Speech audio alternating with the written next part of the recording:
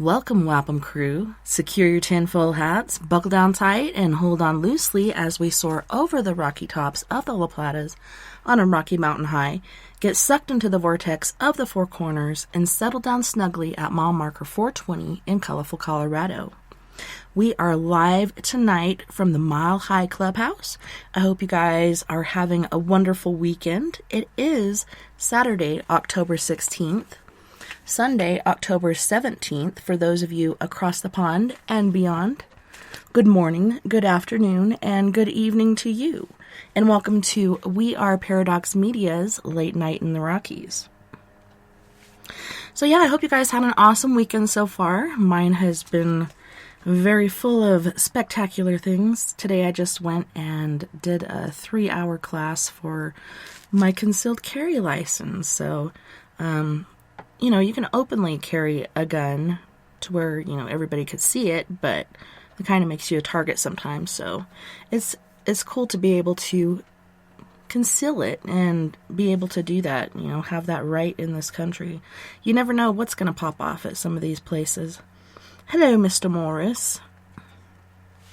So if you're listening live right now, you're listening to us on KPNL Radio, which you can find at kpnl-db.com. You can also find us live on Spreaker.com under We Are Paradox Media.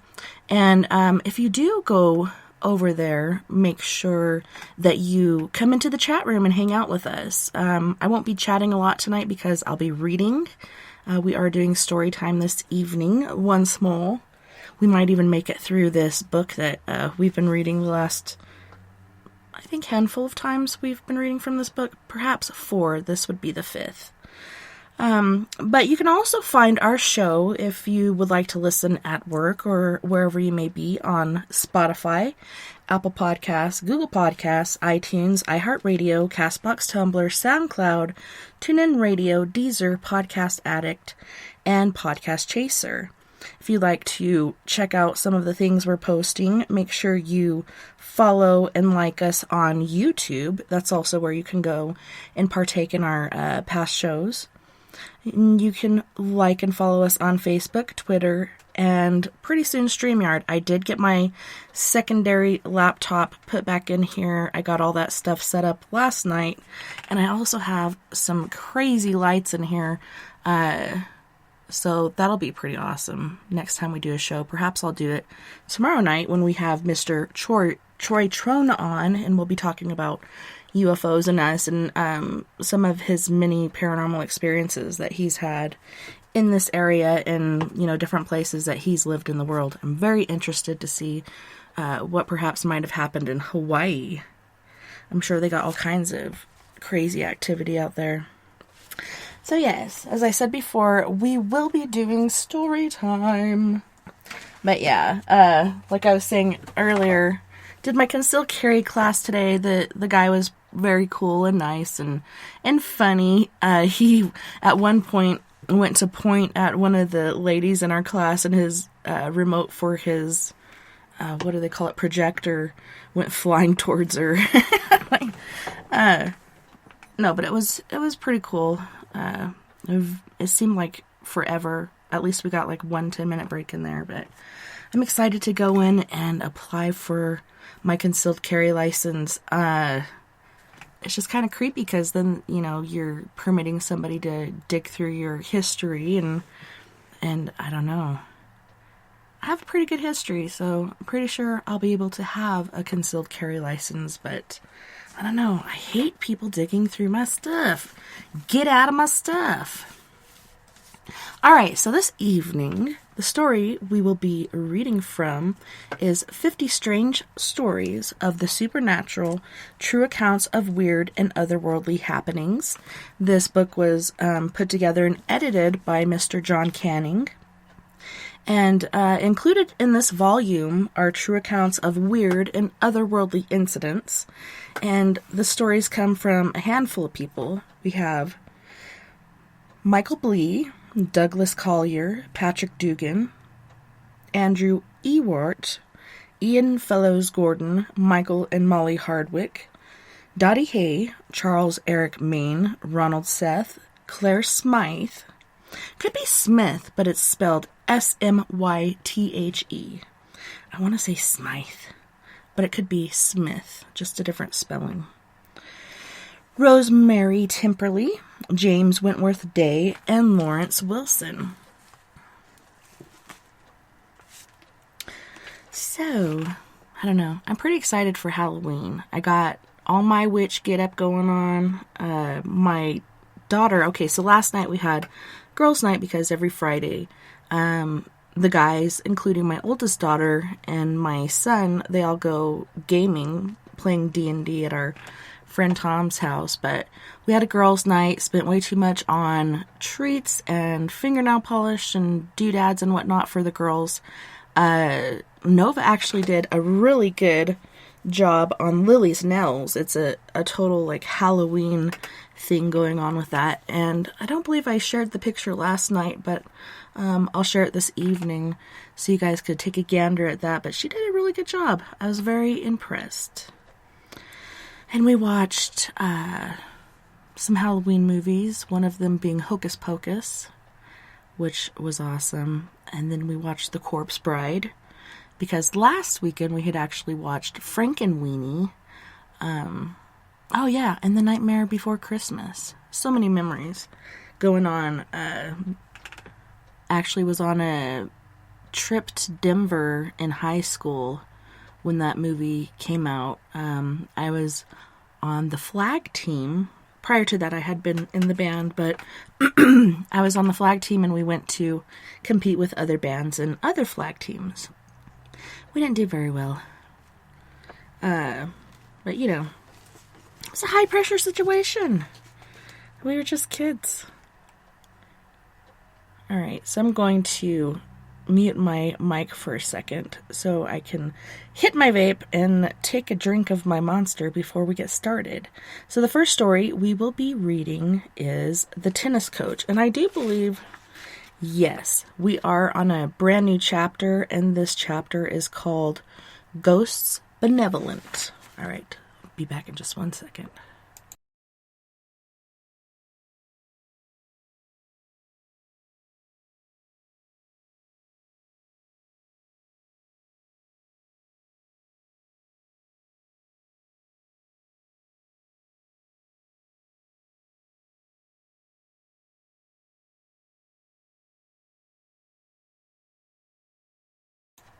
Alrighty then. Alright, so, The Tennis Coach. It's strange in a way, although I have known Maurice Pettigrew for nearly 40 years, ever since we were at Oxford, and although I have seen a great deal of him at home, in the city, and in the club throughout the whole of the period not devoted to fighting or respective wars in Burma, and in Bomber Command, it is only during the last few years, I feel now, that I have really known him at all. Others, of course, have noticed and wondered at the change in Pettigrew, but I am alone, or so I believe, in knowing how change was brought about. Not because I was especially chosen as his confidant, but simply and fortuitously because some years ago he accepted the use of my villa in Spain for a convalescent holiday following a slight cardiac crisis brought upon him by overzealous involvement in too many boardroom battles. Both the involvement and the crisis it precipitated were entirely in keeping with the character of Pettigrew as we had always known him.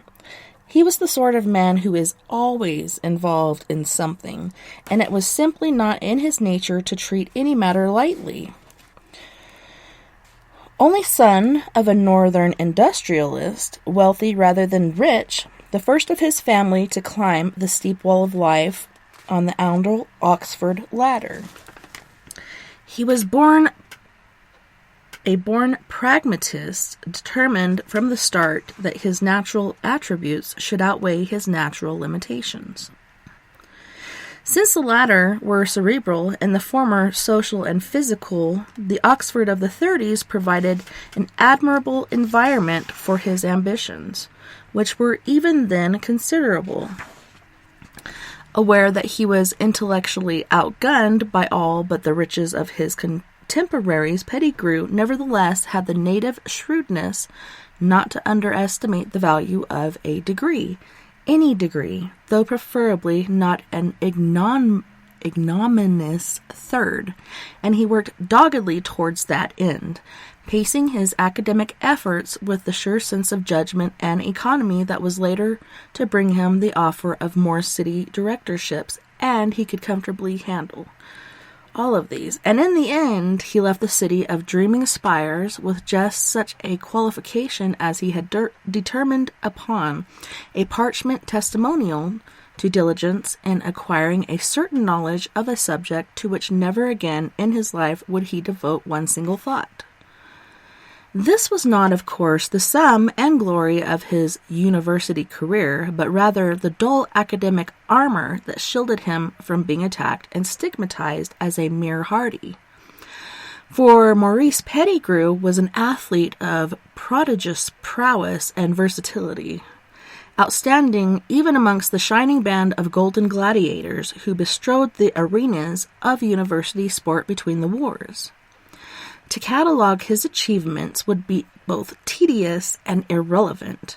Let us say simply that anyone who, at the age of 22, has captained both Oxford and England at rugby football, who has scored a double century against Cambridge at Lord's, has celebrated his boxing blue with the quickest knockout in the history of university pugilism, and has thrown the discus in the Olympic Games. Let us just accept that such a man may be forgiven for regarding athletic ability as an attribute of some basic importance and lasting value. Such acceptance, indeed, is necessary if, in the light of what happened to him later, one is to regard Maurice Pettigrew as I regard him, as a figure of minor tragedy rather than of fun. When the Holocaust came in 1939, Pettigrew, as was to be expected, did well. 6 years later, he discarded his uniform with the crown and pip of lieutenant colonel acting and the ribbons of the DSO and MC, and was welcomed with open arms to the boardroom of a city consortium, whose letterheadings had hitherto been emblazoned only with OBEs awarded for conscientious clerking in the ministries of information and food. His progress in the world of business was a steady march onwards and upwards, a march with which his private advancement kept perfectly in step. In 1948, he married the pleasant and decorative vaguely scatterbrained daughter of an indigent earl, whose poverty was not so dire as to dim the luster of his title, and could in any case be somewhat alleviated by his appointment to one or two not too demanding directorships of companies controlled by consortium. The young Pettigrews bought and furnished a great expense and an execrable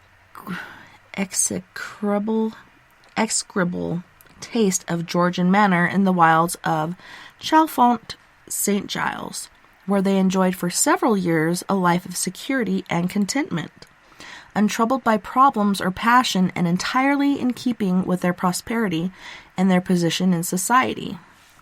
When their son Simon was born in 1951, their happiness, it seemed, was complete, and the boy's future was, of course, never in doubt. What more could life hold for any youngster than to follow a carefully cleared path in the footsteps of such a father? And if Simon, when eventually he had passed on from many a kindergarten to a carefully selected prep school, carefully selected for its record of launching a steady stream of young alumni on the rugged road to the Twickenham, or, at very least, the Iffley Road, if Simon did show a faintly disturbing preference for reading and painting rather than for vingt et un, unofficial, or rugby football, very official indeed, well, surely It was only a phase, and he'd grow up and out of it all in good time. Things, however, did not work out like that. As the years passed and Simon moved on from prep to public school, his end-of-term reports began to follow an unchanging pattern, a pattern that would have delighted many parents, certainly, but did not delight Maurice Pettigrew. In class, Simon's work was excellent without being disturbingly brilliant. In most subjects, a place in the topmost quarter of the form appeared to be his for the asking, and with such placings he seemed content, for he was neither a pot hunter nor a swot. In literature and art he appeared unfailingly at the head of the list, although once again his teachers affirmed that his success stemmed from interest and intelligence rather than from assiduous study of driving ambition. All were agreed that Simon Pettigrew was a pleasant, intelligent boy, and that only his strange predilection for his own company, civilly but unequivocally made clear to all, prevented him from being one of the school's natural leaders. This passion for privacy, always alarming in an adolescent, was the common road agreed. The only flaw in young Pettigrew's character, this and, of course, his weird, utterly unaccountable to all but a few of the younger and less traditionally minded of his mentors who had enough sense to keep their heretical mouths shut. His strange, almost sacrilegious attitude to sport. We have a knock on the door. I think it's Lily. Any takers on who this could be knocking on the door during showtime? What do you need? A piece of paper, like always. I asked you if you needed more paper earlier, and you said no. I didn't think of it. Well, I asked you. So let me grab you a grip of paper this time. You little monster. All right. Goodbye. I love you. I love you too.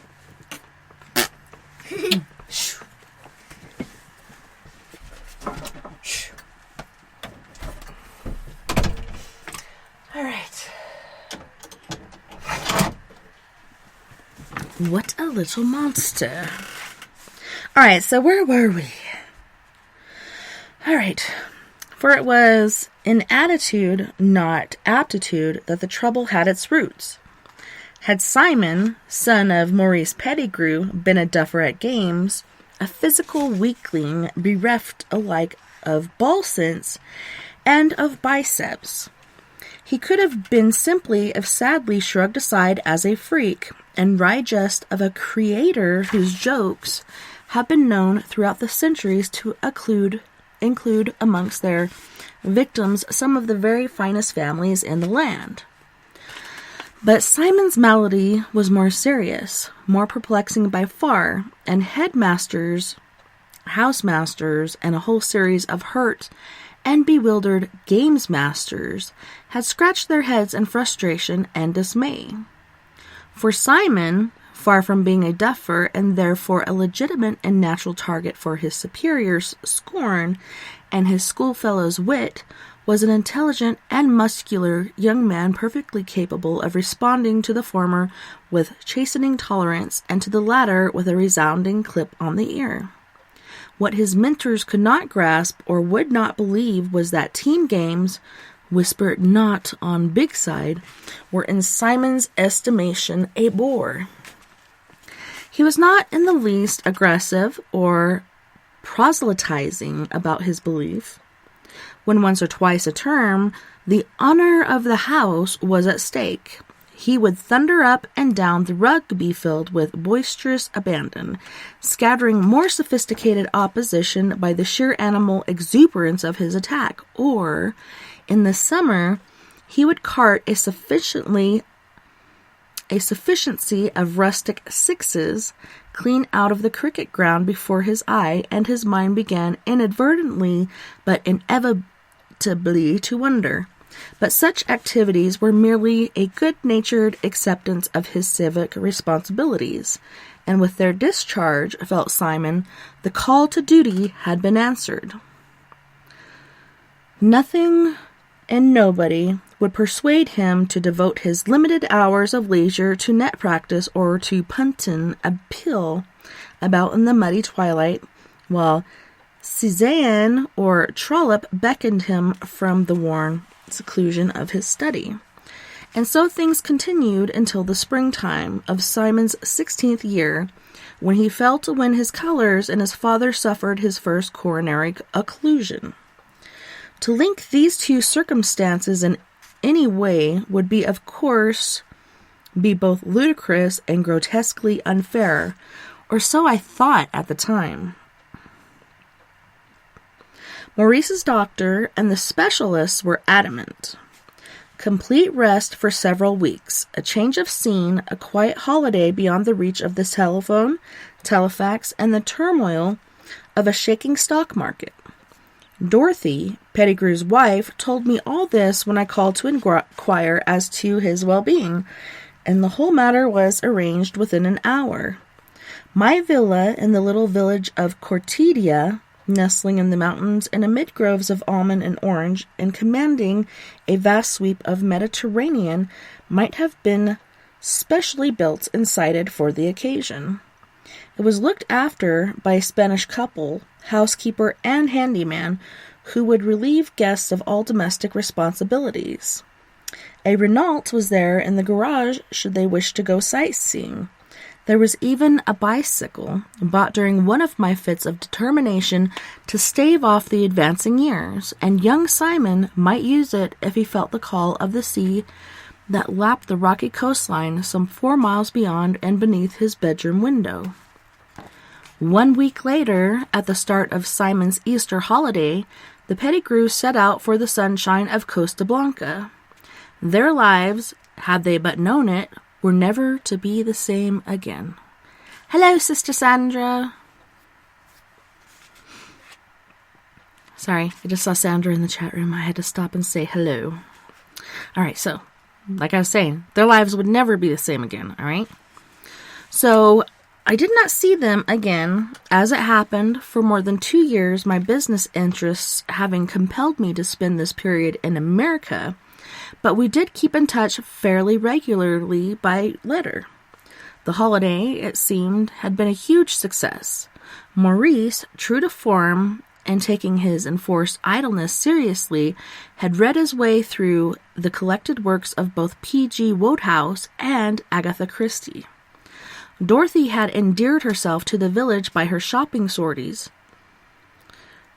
at a fair price, despite her total ignorance of the Spanish language, and, a completely unlooked-for bonus, Simon had suddenly shown a positively passionate interest in sport. Not, to be sure, in rugby or cricket, that was hardly to be expected in such an environment, but in lawn tennis.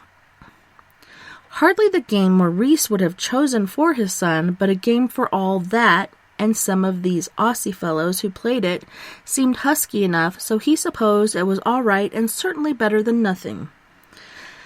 Yet it was this sudden and lasting interest of Simon's, strangely, that wrought the gradual change in the personality of Maurice Pettigrew, that lost him a number of friends, and that brought him face to face, eventually, not only with himself, but with something outside himself that he simply could not understand. And it was through me, to my sorrow, that this final confrontation came about.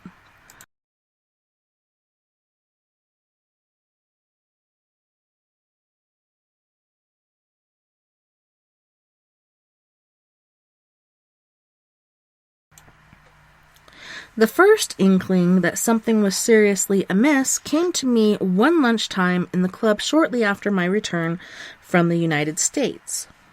I was passing the time of day with 2 or 3 old acquaintances when one of them, glancing towards the door, muttered, "Oh my God," and finished off his glass with quite unseemly haste. and others, following his gaze, did likewise, and all three departed hastily, murmuring some fascious excuses about lunching early before the dining room became crowded. My astonishment was increased 100-fold when I realized that the reason for this sudden exodus was, without question, the arrival of Maurice Pettigrew, for whom, in fact, I was waiting in pleasant anticipation.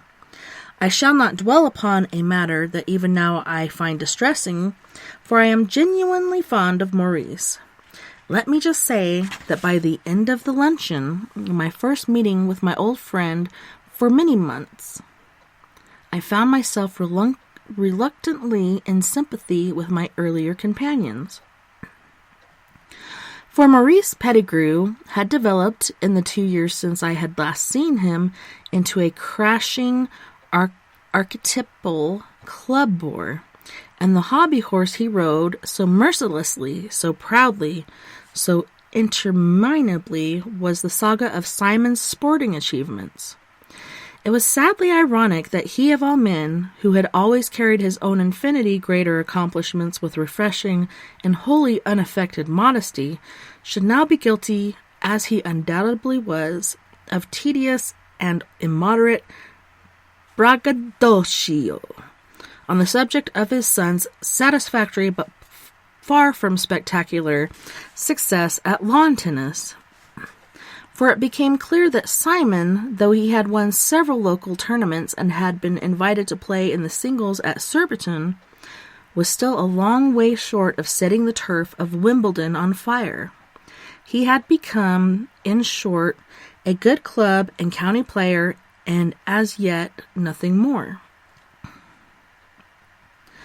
Listening to Maurice, however, for as long as one could bear to listen to him, one might have been forgiven for imagining the lad to be a prodigy before whom the shades of the immortals would humbly bend the knee.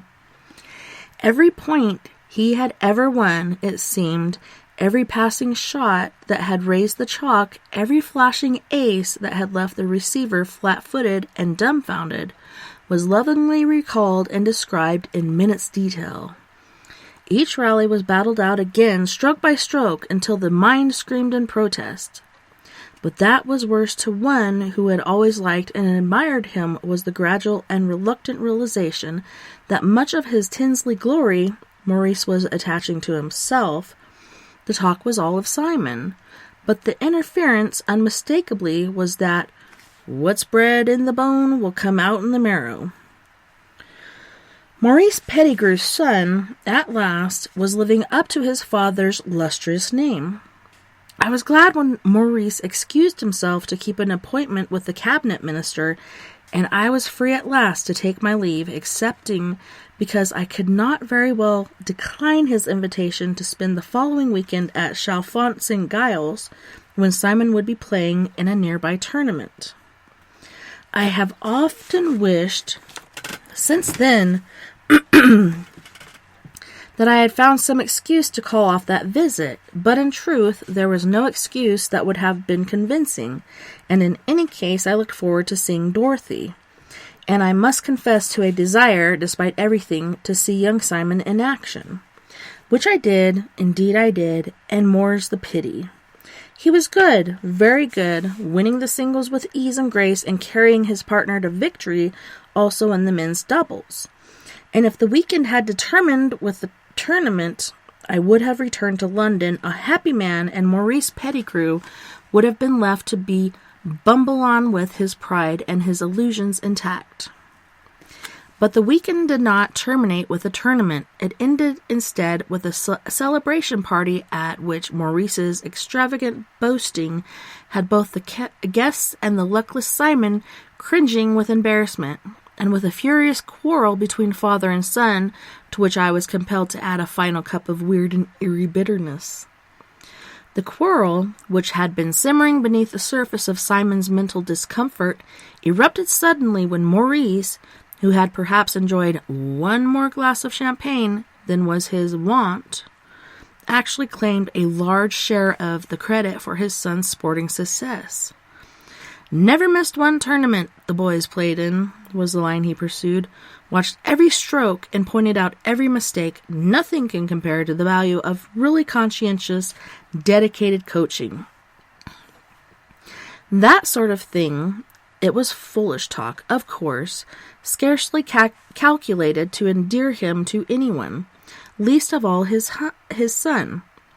But I was totally unprepared for the savage violence of the boy's reaction. His lips were pale, his voice cut like a lash as he rounded on his father.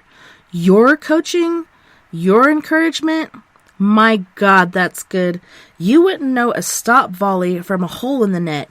And as for your paternal encouragement, why don't you tell them about all the fatherly little talks you used to give me during school holidays, or every time you came to visit the bloody place? Have you any idea just how much I loathed you and your visits? How I used to dread the sight of you striding up and down the touchline like a bloody hero, bravely trying not to show you're ashamed you were because I wasn't in the 15? And then the little talks, Christ, how you could lay it on. You sounded like Harry Wharton's uncle. Couldn't I be a bit more manly, show a bit of team spirit, forget about books for a while and take an interest in something wholesome, like kicking some other fellow's ribs in? And then all the blushing, simpering innuendo. Was it really right to spend so much time alone in my study? I wasn't, by any chance, was I? Well, I wasn't, as a matter of fact, no more often than the other fellows anyway. And just for the record, old scout, my affair with Kafka was a damn sight healthier than the rugby captain's with Dingleby minor. And so it went on, bile and bitterness, bitterness and bile. The boy was brimming with it, and he spared his father nothing. Maurice, to his credit, took it all wonderfully well.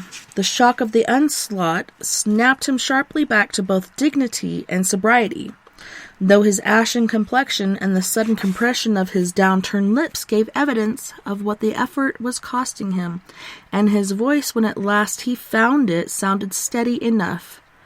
We were talking, he said evenly, about lawn tennis. But his moderation did not save him. Instead, it crucified him. Simon's reply was cold with hatred. So we were, and more specifically, if I remember rightly, about the value of coaching. Now let me tell you just a little about the importance of coaching. One of the first essentials is that the coach should know what he's talking about. Now I was lucky. I had a first-class coach, but it wasn't you. Christ almighty, did it ever once occur to you that I was a good player from the very moment we came home from Spain 2 years ago? Not a great player. I'm not that now, but good.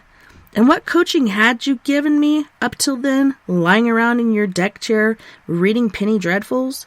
Even in my first competition season, the local pundits were commenting on the quality of my stroke play, the maturity of my courtcraft. Where'd you think I learned all that from? Listening to you telling me to keep my eye on the ball? The boy hesitated, and his voice, when he continued, was little more than a whisper, vibrant and almost eerie in its intensity. Listen, I said I had a first-class coach. Well, I had more than that. I had a wonderful coach, the finest, most inspiring teacher I've ever known in any subject. It just seems funny that his subject should be a game of all things, and yet it's not as funny as all that. You see, to him, tennis was more than a game. It was an art. It was subjective, if you understand the word, and the aim wasn't so much to beat some other fellow as to create perfection in oneself, to move like a dancer, to understand the line as an artist understands it, to use the racket as a painter uses his brush, producing power or delicacy as the occasion demands. That was what he gave me, an appreciation of a sport as something creative, not destructive, something in which it's not winning that really matters, but playing. Laugh if you like, playing beautifully. When Maurice answered, after a moment's silence, his voice sounded almost humble. But who was this man? How is it I never met him? Why did you never bring him to the villa? Simon groaned, some of the savagery gone from his tone, replaced by a sort of hopeless air of defeat. Won't you ever understand? I didn't want to bring him to the villain. I didn't want him to meet you. Good God. It would have been like introducing a bullfighter to a bull. Listen, Father, this was a great artist, a great teacher, and I was his pupil. Can you try to follow this? During all those weeks I spent with him, hour after hour and day after day, not once did I play against him. Not once did we face each other across the net. When I suggested a knock-up one day, after I had begun to develop some feeling for the game, he just smiled at me and said, "No, Simon, you're not ready for me yet. Concentrate on your own stroke play, and when you get back to England, find opponents of your own caliber. I will teach you all I can. After that, you must go out and start learning for yourself.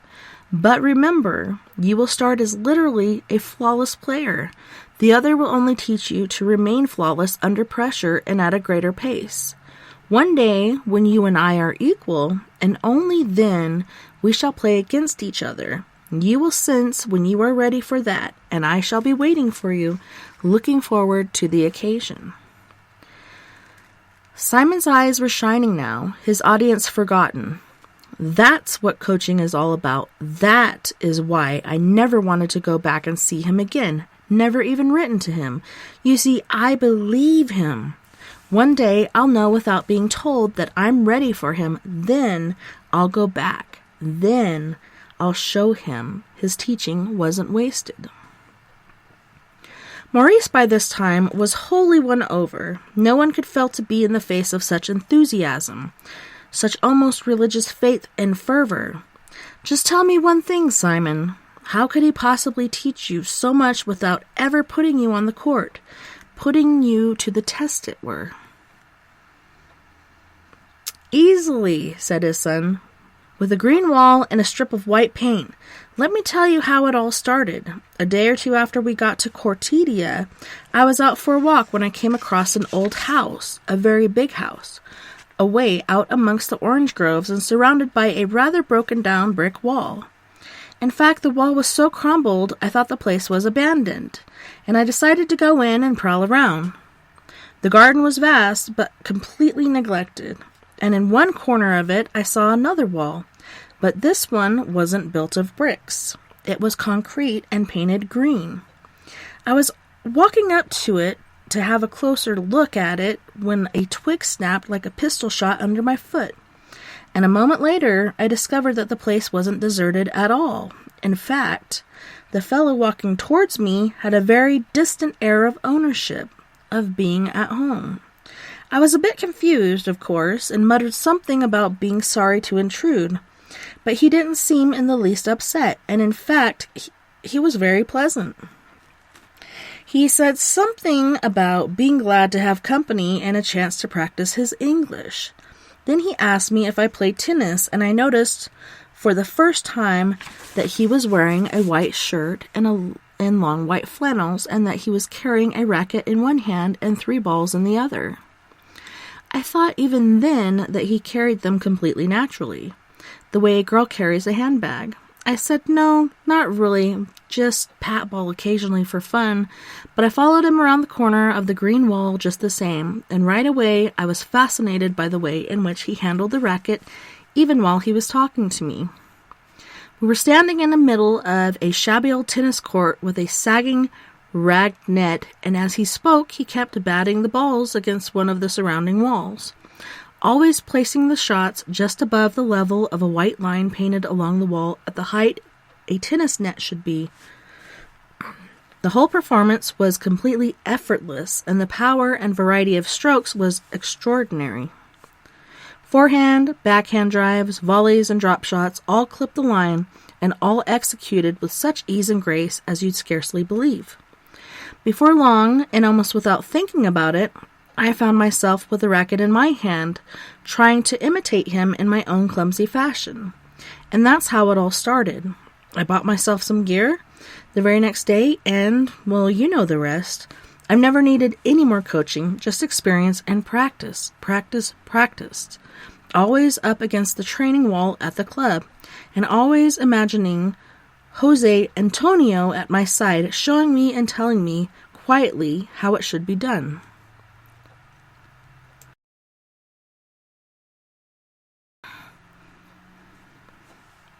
At these last words of young Simon's, I felt a chill wrap itself round my heart, and I gazed at the boy in reluctant fascination, knowing that I must believe what reason told me was impossible. I thought of the old mansion on the outskirts of Cortedia, of the crumbling walls and the sadly neglected tennis court in the garden. I thought of the young Spaniard in the long white flannels, and I visualized him and Simon, master and pupil, always side by side, playing their strokes against the solid concrete of the wall. I could see the exquisite artistry of the Spaniard's stroke play, and I recalled that flawless stylishness as I had seen it reproduced that very afternoon in the neighboring tournament. I could hear the liquid tones of the teacher as he encouraged his young companion, and I shuddered in horror and compassion as I remembered his promise to Simon that they would play against each other when they were equal. A wry jest indeed for a lonely, unhappy creature to make at his own expense. Yes, I could imagine the voice, and I could recognize the philosophical brand of humor, just as I could recognize the name of Jose Antonio and Simon's worshipping description of everything flawless from his forehead to his flannels. For I had known Jose Antonio many years before his faithful encounter with Simon, son of Maurice Pettigrew. Even then, I would have remained silent, nursing my strange secret to myself, had not Simon's very next remark forced me to disclose it in order to spare him the unspeakable anguish of facing a bitter and terrifying experience alone and utterly unprepared. For Simon now went on to set a target for himself, a definite time by which he meant to have made himself ready to meet his tutor on equal terms. And that I knew he must not be allowed in his ignorance to attempt, for who can presume to set limits to the power of the subconscious mind? As Simon talked on about intensifying his training, about setting everything aside but preparation for his long-awaited match with Jose Antonio, I knew I had to speak, to tell him why he must set such an ambition resolutely from his mind. I made my excuses to the few guests remaining, most of whom, in truth, seemed glad enough of the interruption, and I asked Morris and Simon Pettigrew to accompany me to the bedroom that had been allocated to me for the weekend.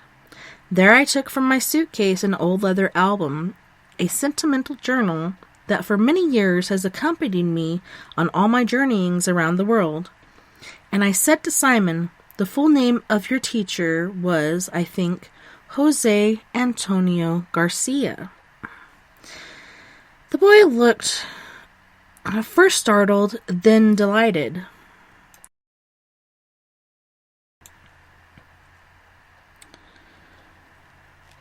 "But of course, I should have realized that you would know him, having had your villa in Cortedia. Stupid of me. I just never thought about that. Well, isn't everything I said true? Isn't he a magnificent fellow and a magnificent player?" I answered slowly and carefully, opening the album as I spoke. "Yes, Simon, I certainly remember Jose Antonio as a splendid young man and a very fine player indeed. In fact, great things were predicted for him." "Were predicted? Has something happened to him, for God's sake?"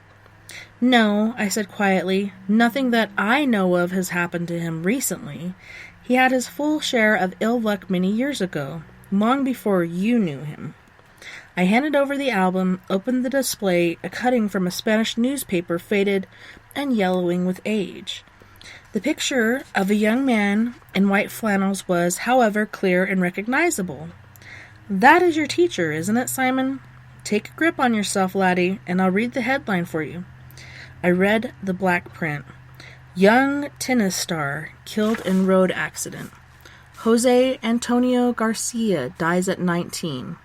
I also read out the date at the top corner of the clipping, 22 April 1933. Simon Pettigrew never stepped onto a tennis court again.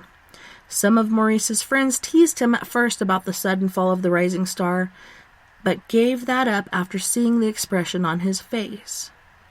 Maurice is no longer the club bore. In fact, we don't see him in the club very often these days.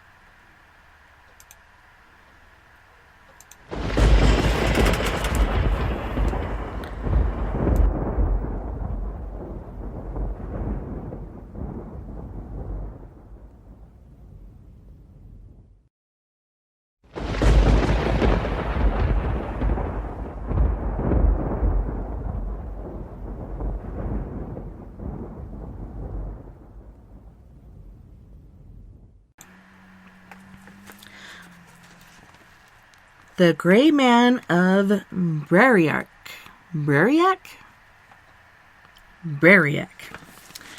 The order to strike camp was the signal for immediate and organized activity. For though the climbing party was young, it was also disciplined.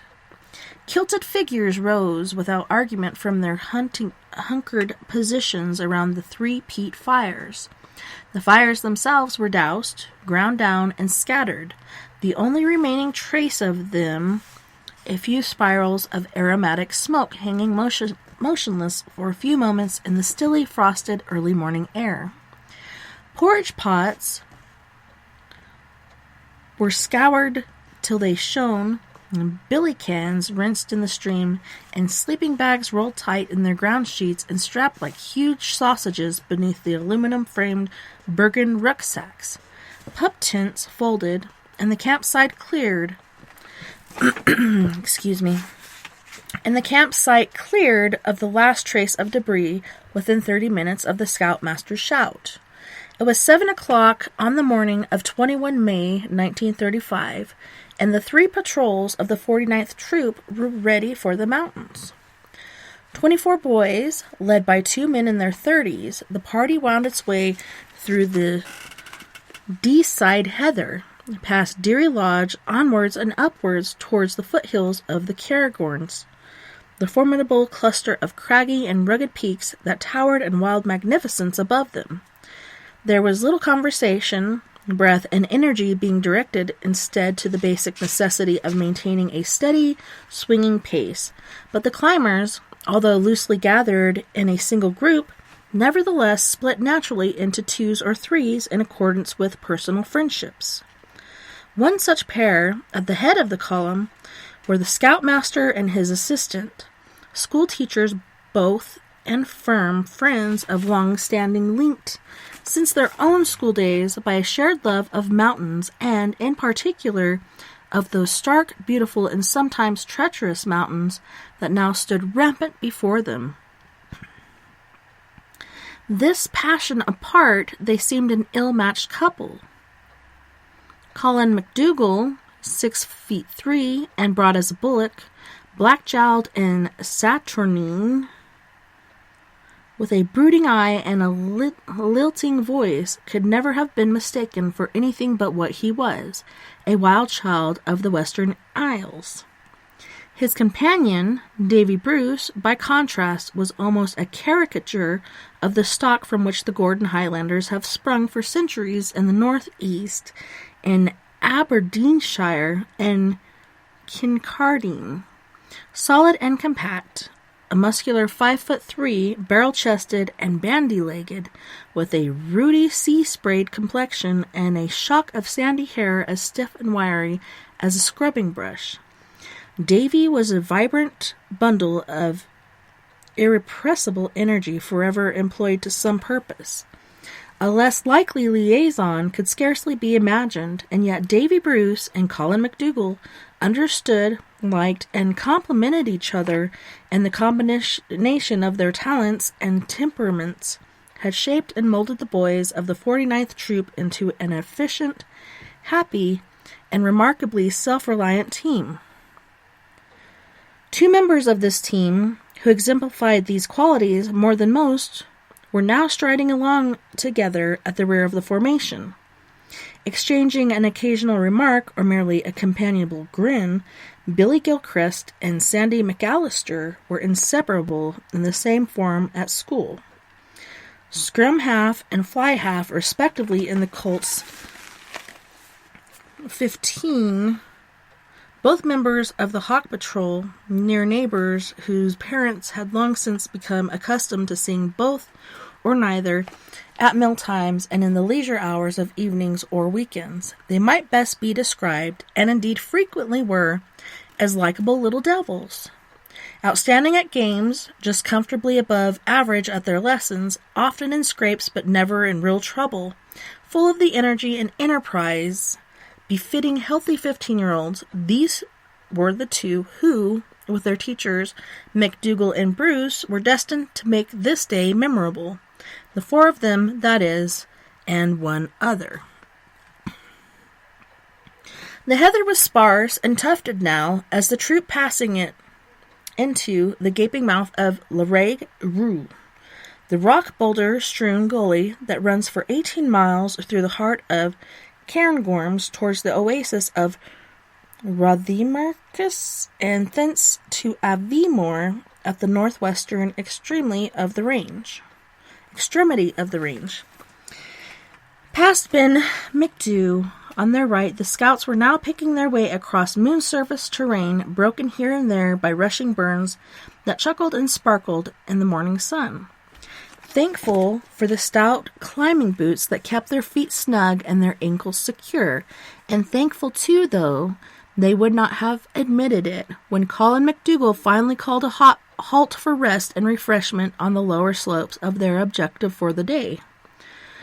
Briark, 4,000 feet, and more of heather, bracken, boulders, and loose, leg-wearying scree. To some of them, the mountain was already familiar. To others, including Billy Gilchrist and Sandy McAllister, this would be their first ascent. McDougal's briefing was simple and succinct, a mere reminder of rules already well known to them all, right down to the youngest tenderfoot in the troop. For this, strictly speaking, was not mountaineering at all. Not climbing as climbers understand the term. Rather, it was hill walking with an occasional and optional pitch of greater difficulty to be tackled if they felt like it by the more experienced. The ascent was, in the event, in no way out of the ordinary. Sweating and straining, huffing and puffing, plodding here and scrambling there, pausing now and again to gaze out over the awe-inspiring panorama unfolding around and beneath them, the boys toiled their way steadily upwards until at last, one by one, they hauled themselves over the final parapet, to flop down in blissful exhaustion on the great plateau that stretches across the tops of the Briark, 4,248 feet above the North Sea. So on that note, boys and girls, it's time to go hit the head. Take a break. It's music break time. So on this break, we have Mystique featuring Beauty and the Beast with If I Slip, as well as I Want It All. Then we have Mr. Brick Casey with Mr. Cellman. And then we have Mocha T with Future Plan. You guys don't go anywhere. We'll be right back after this musical break.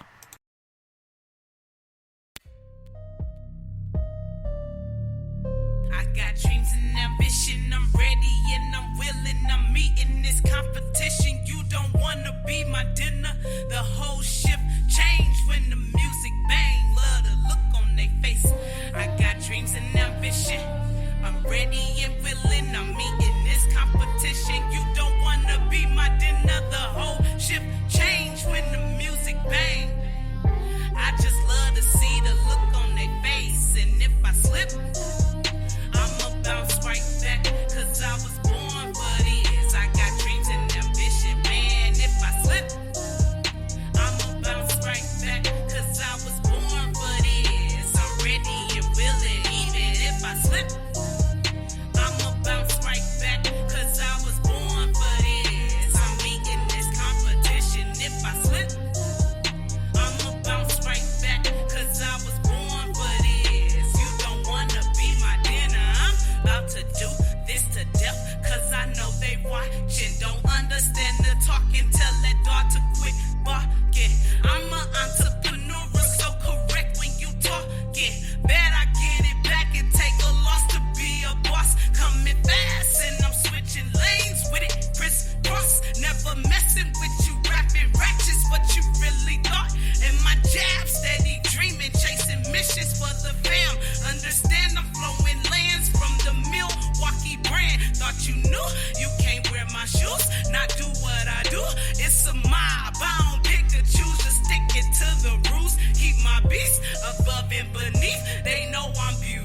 What you need, I got what you need when it come to it. Who been grinding all winter so the summer extra lit? I've been in and out the booth trying to weigh up my greatness. It ain't no time to play with it, and if I slip, I'ma bounce right back, cause I was born for this. I got dreams and ambition, man. If I slip, I'ma bounce right back, cause I was born for this. I'm ready and willing, even if I slip, I'ma bounce right back, cause I was born for this. I'm eating this competition. If I slip, I'ma bounce right back, cause I was born for this. You don't wanna be my dinner. With great precision, I'm on a mission. Lots of ambition, my transition. The time was ticking, willing and wishing. Just listen, I punch harder than Sonny Liston. They fishing, looking for teeth. It look like Lipton. They tripping. I am the king, whose competition? Collisions, conclusion is I'm in a position, lifted, transcending beyond their comprehension. Time to hang it up, swaggerific, the lynchman. You know how this goes. Just follow the street codes. We make it look easy like we putting in cheat codes. Beauty and the beast is in beast mode. Haters on the sidelines, I tell them to keep score. I go crazy on the beat, tell Spaz to keep it low. You know Mystique, close with a toaster, you won't toast?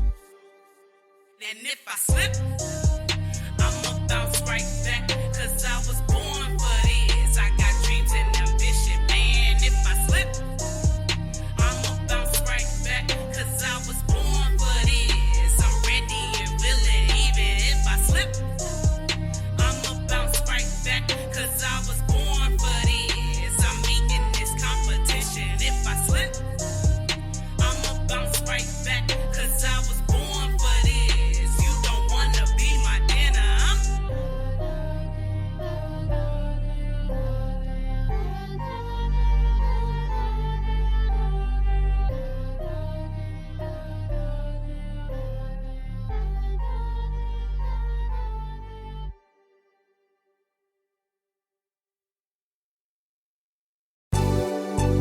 Hello? I'm trying to call my baby, but it's poor reception, cause she ain't picking up. Hello? Hello? Listen, Mr. Operator, I've been up all day and I'm trying to dial my baby's number. See, it only rings straight to the machine.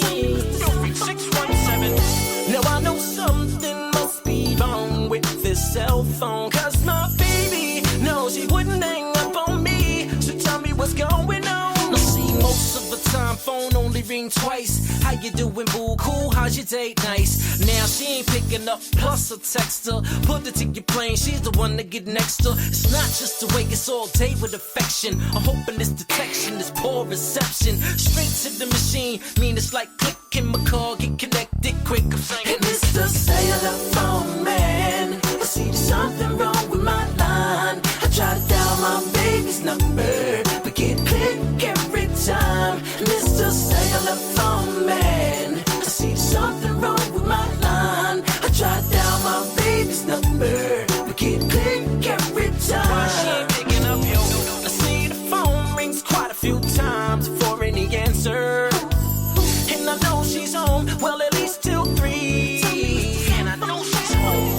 Now I don't mean to be any bother operator, but could you just check and connect this call for me? Cause I know she's home. Now see, the first time I call, I'm like, maybe she working. And the second time I call, I'm like, little bit hurting. But the third time I call, I'm like, going berserk. And now half a day gone, can't get her on the horn. Usually in the morning, maybe it's something wrong. I mean, she wouldn't take this long to call back. See, we tight like that, she's supposed to be mine. So could you please try it one more time? Hey, Mr. Cellular Phone Man, I see there's something wrong with my line. I try to dial my baby's number, but get click every time. Mr. Cellular Phone Man, I see there's something wrong with my line. I try to dial my baby's number, but get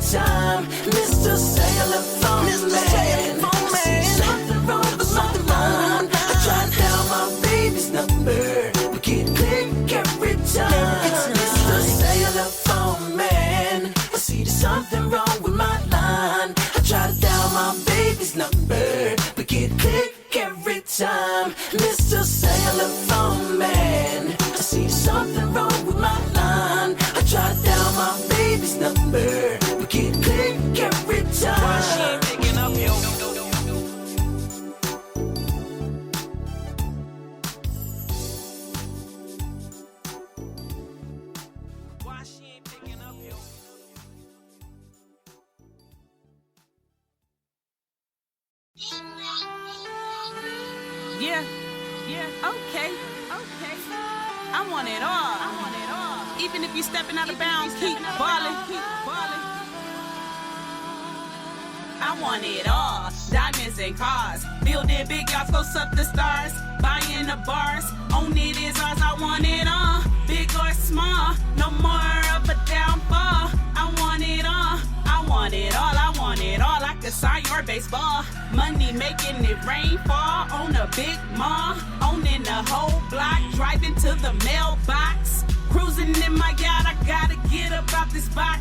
I want it all. I always knew that I would be rich, don't doubt for a minute. Speaking to existence, hoping and feeling to give away $1 million. Just be chilling in the tallest building. Say hello to the mission and vision with me. Hello. Watch cars about 150 Rolex diamond luxury sitting next to Movado motto cocked before the arrival. Lamborghini with bass high, I could hear it all. Sit back, sun roof up is the stars.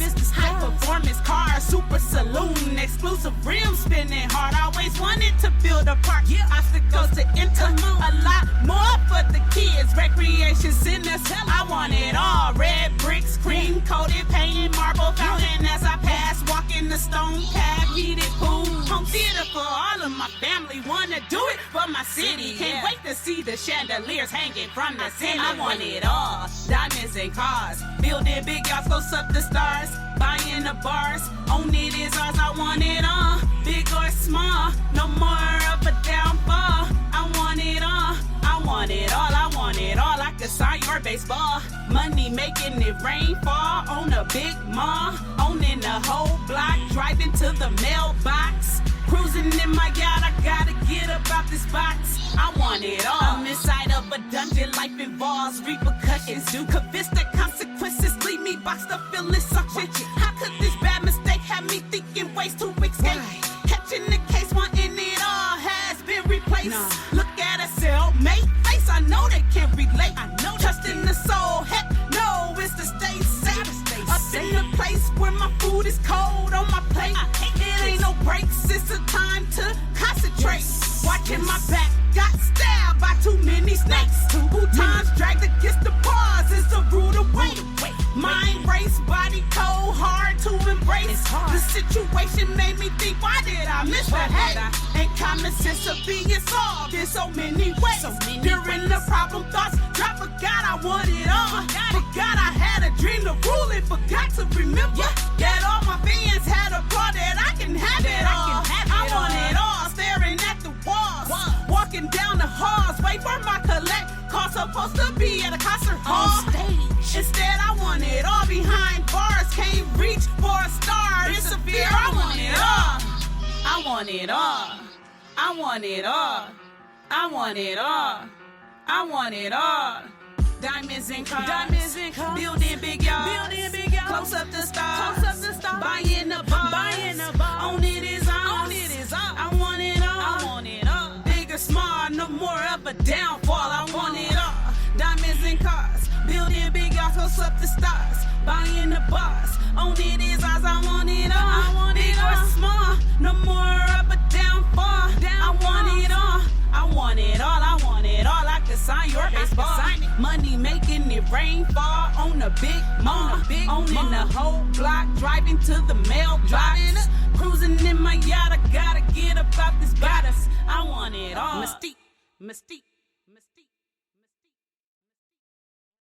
Boca T, let's get it. Future plan is to get you, boy. You all that I think about when I get you. I'ma treat you right, keep you close to my heart. Future plan is to get you, boy. You all that I think about when I get you. I'ma treat you right, keep you close to my heart. Future plan is to get you, boy. You all that I think about when I get you. I'ma treat you right, keep you close to my heart. Future plan is to get you, boy. You all that I think about when I get you. I'ma treat you right, keep you close to my heart. How could you love a man who never been loved? How could you show him something he so used to lust? I know I'm young, but I know I can be the one. If he open up his eyes and know I'm the one he can trust. Support and good loving is all a nigga need. All that bullshit niggas give you is a test to see if you'll leave. And if you leave, you are not a strong queen. Cause a queen will stay still, pray and be there for her king. Future plan is to get you, boy. You all that I think about. When I get you, I'ma treat you right, keep you close to my heart. Future plan is to get you, boy. You all that I think about. When I get you, I'ma treat you right, keep you close to my heart. Future plan is to get you, boy. You all that I think about. When I get you, I'ma treat you right, keep you close to my heart. Future plan is to get you, boy. You all that I think about. When I get you, I'ma treat you right, keep you close to my heart. I love the way he carry himself, I love his swagger. He had me at happily ever after. No fairy tale, this man I really wanna capture. A peek at you, got my heart beating faster. No road runner, but you got my mind racing. Still can call you up and don't know what to say. My friends might say I'm dumb, my friends might say I'm stupid. Then again, why take advice from single women? Future plan is to get you, boy. You all that I think about. When I get you, I'ma treat you right, keep you close to my heart. Future plan is to get you, boy. You all that I think about. When I get you, I'ma treat you right, keep you close to my heart. Future plan is to get you, boy. You all that I think about. When I get you, I'ma treat you right, keep you close to my heart. Future plan is to get you, boy. You all that I think about. When I get you, I'ma treat you right, keep you close to my heart. Let's create a kingdom and have a Prince Wednesday. Build an empire, a dream I desire. Like Candy Crush on the Monday, got butterflies feeling funny. Blunt out the blunt, can't get no higher. Like a fiend who needs sexual healing. Boy, bless me with that business. You're my teacher, you get my undivided attention. Boy, would you come my way and answer a simple question?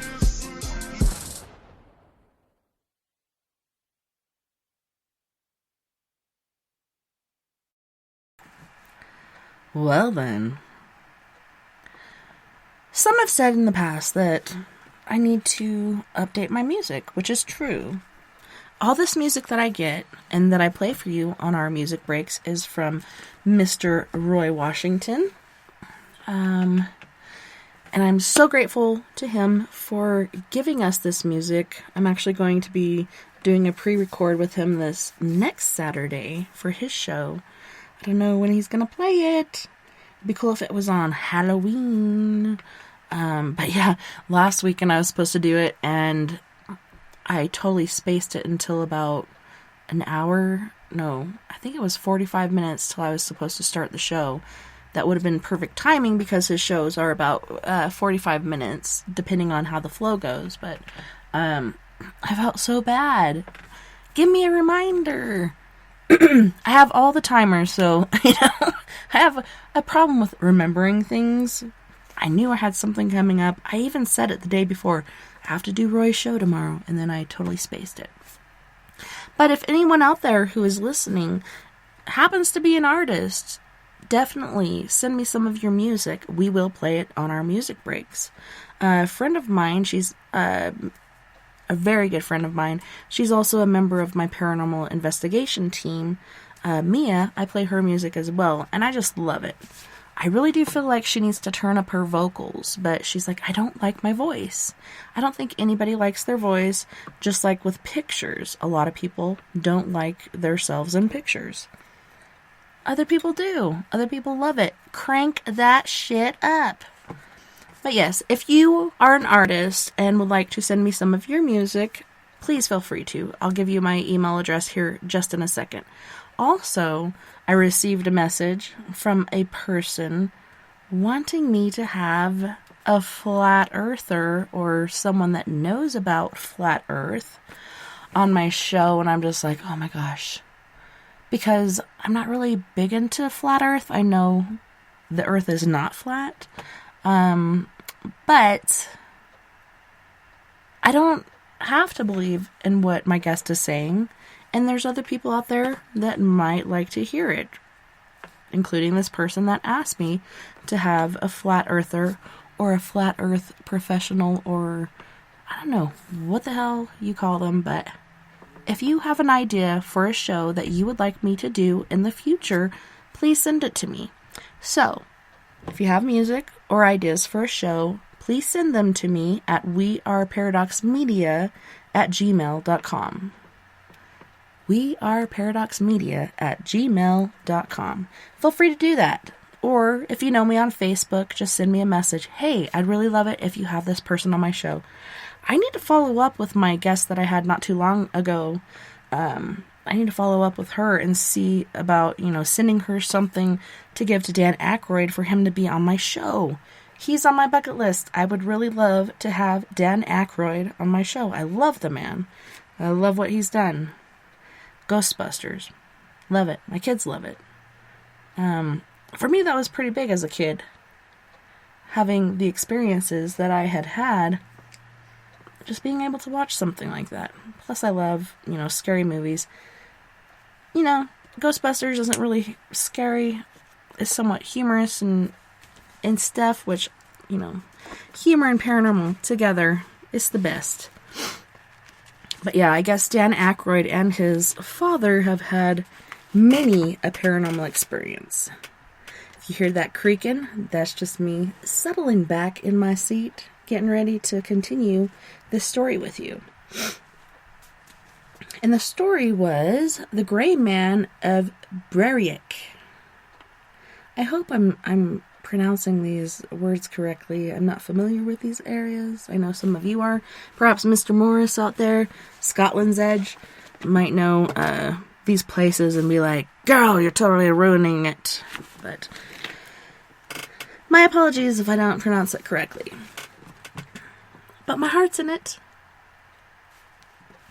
Alright, so the story we were reading was The Gray Man of Berwick.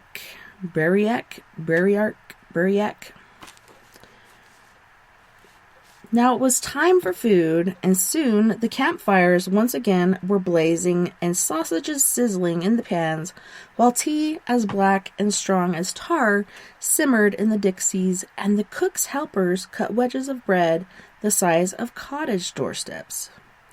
The sun was high in an almost cloudless sky, and as they sprawled or squatted or strolled about, the climbers drank in the beauty of the highland scenery around them. They could see jagged peaks and rolling mounds like vast purple earthbound wells, deep dark gullies and locans of sparkling blue, and long spine of grampians and far away. Over towards Fort William, the proud pinnacle of the highest mountain in the land, Ben Nevis. They were utterly content. For an hour or more, the boys studied their maps, vying with each other in the identification of distant landmarks and listening to their leaders' enthusiastic descriptions of many magnificent climbs that lay around them. There for the taking as their skill and experience developed, until eventually Colin McDougall gave the order that they should unroll their sleeping bags and take a rest before setting out on the descent and long trek through the Larae Grue to their next selected camping point, still miles ahead of them at the northwest. His instruction, like all McDougall's instructions, was obeyed without questions, and it was shortly after this that he made his only, but nonetheless inexhaustible mistake. For the afternoon was warm, and the scoutmaster, like his charges, had eaten heartily. Within 20 minutes, Colin McDougall, like the others, was fast asleep. His assistant, Davy Bruce, was already snoring. Not a single member of the climbing party was awake to watch the weather.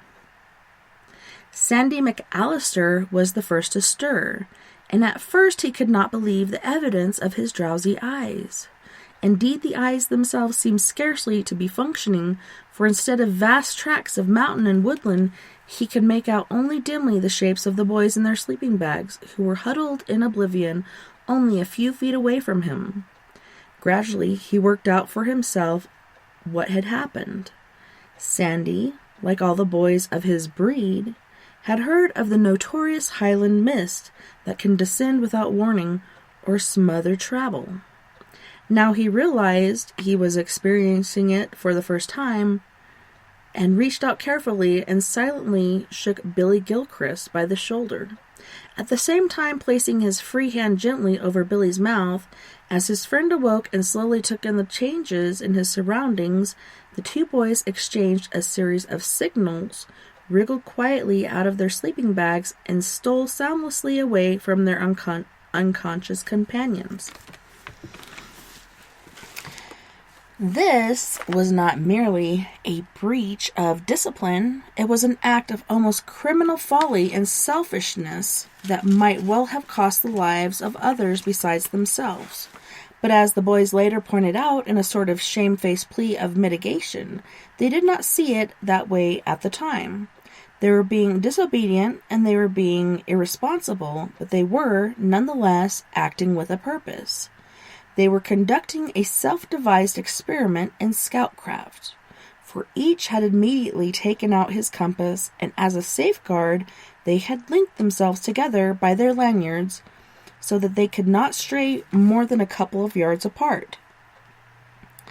The mist was so dense in setting out on their ghostly exploration of the plateau, what they did not take into account, because they did not know about it, was the fact that the high plateau of Brayark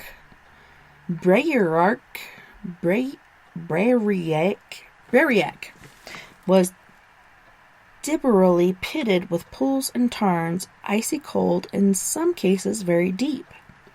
Nor did they know that at one point the plateau terminates abruptly in a precipice, dropping sheerly vertical for several hundred feet. This was the terrain they had set out blindfold to explore.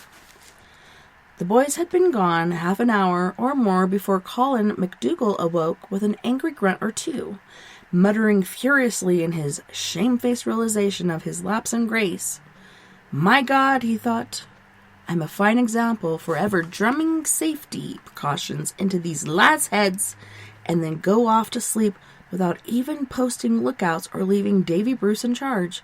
All this had run burning through his mind before he had opened his eyes. When he had opened them... What the hell was that? Oh, that was my shillelagh. Sorry. Alright, where were we?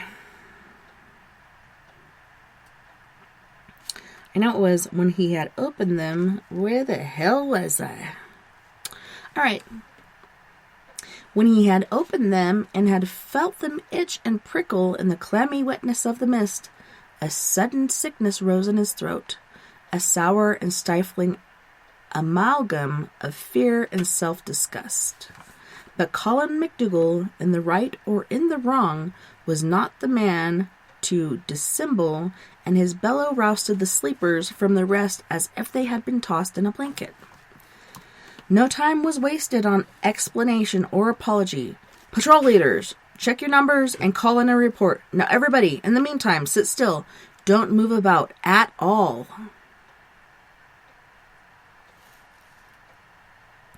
I was just reading Skywatcher's comment there.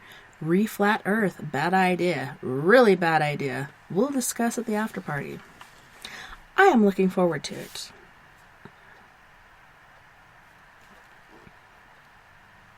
He heard the cries of his patrol leaders and the muffled responses of the scouts hidden from him in the soft, motionless mist, and it seemed an eternity before the first of the senior boys shouted out his report.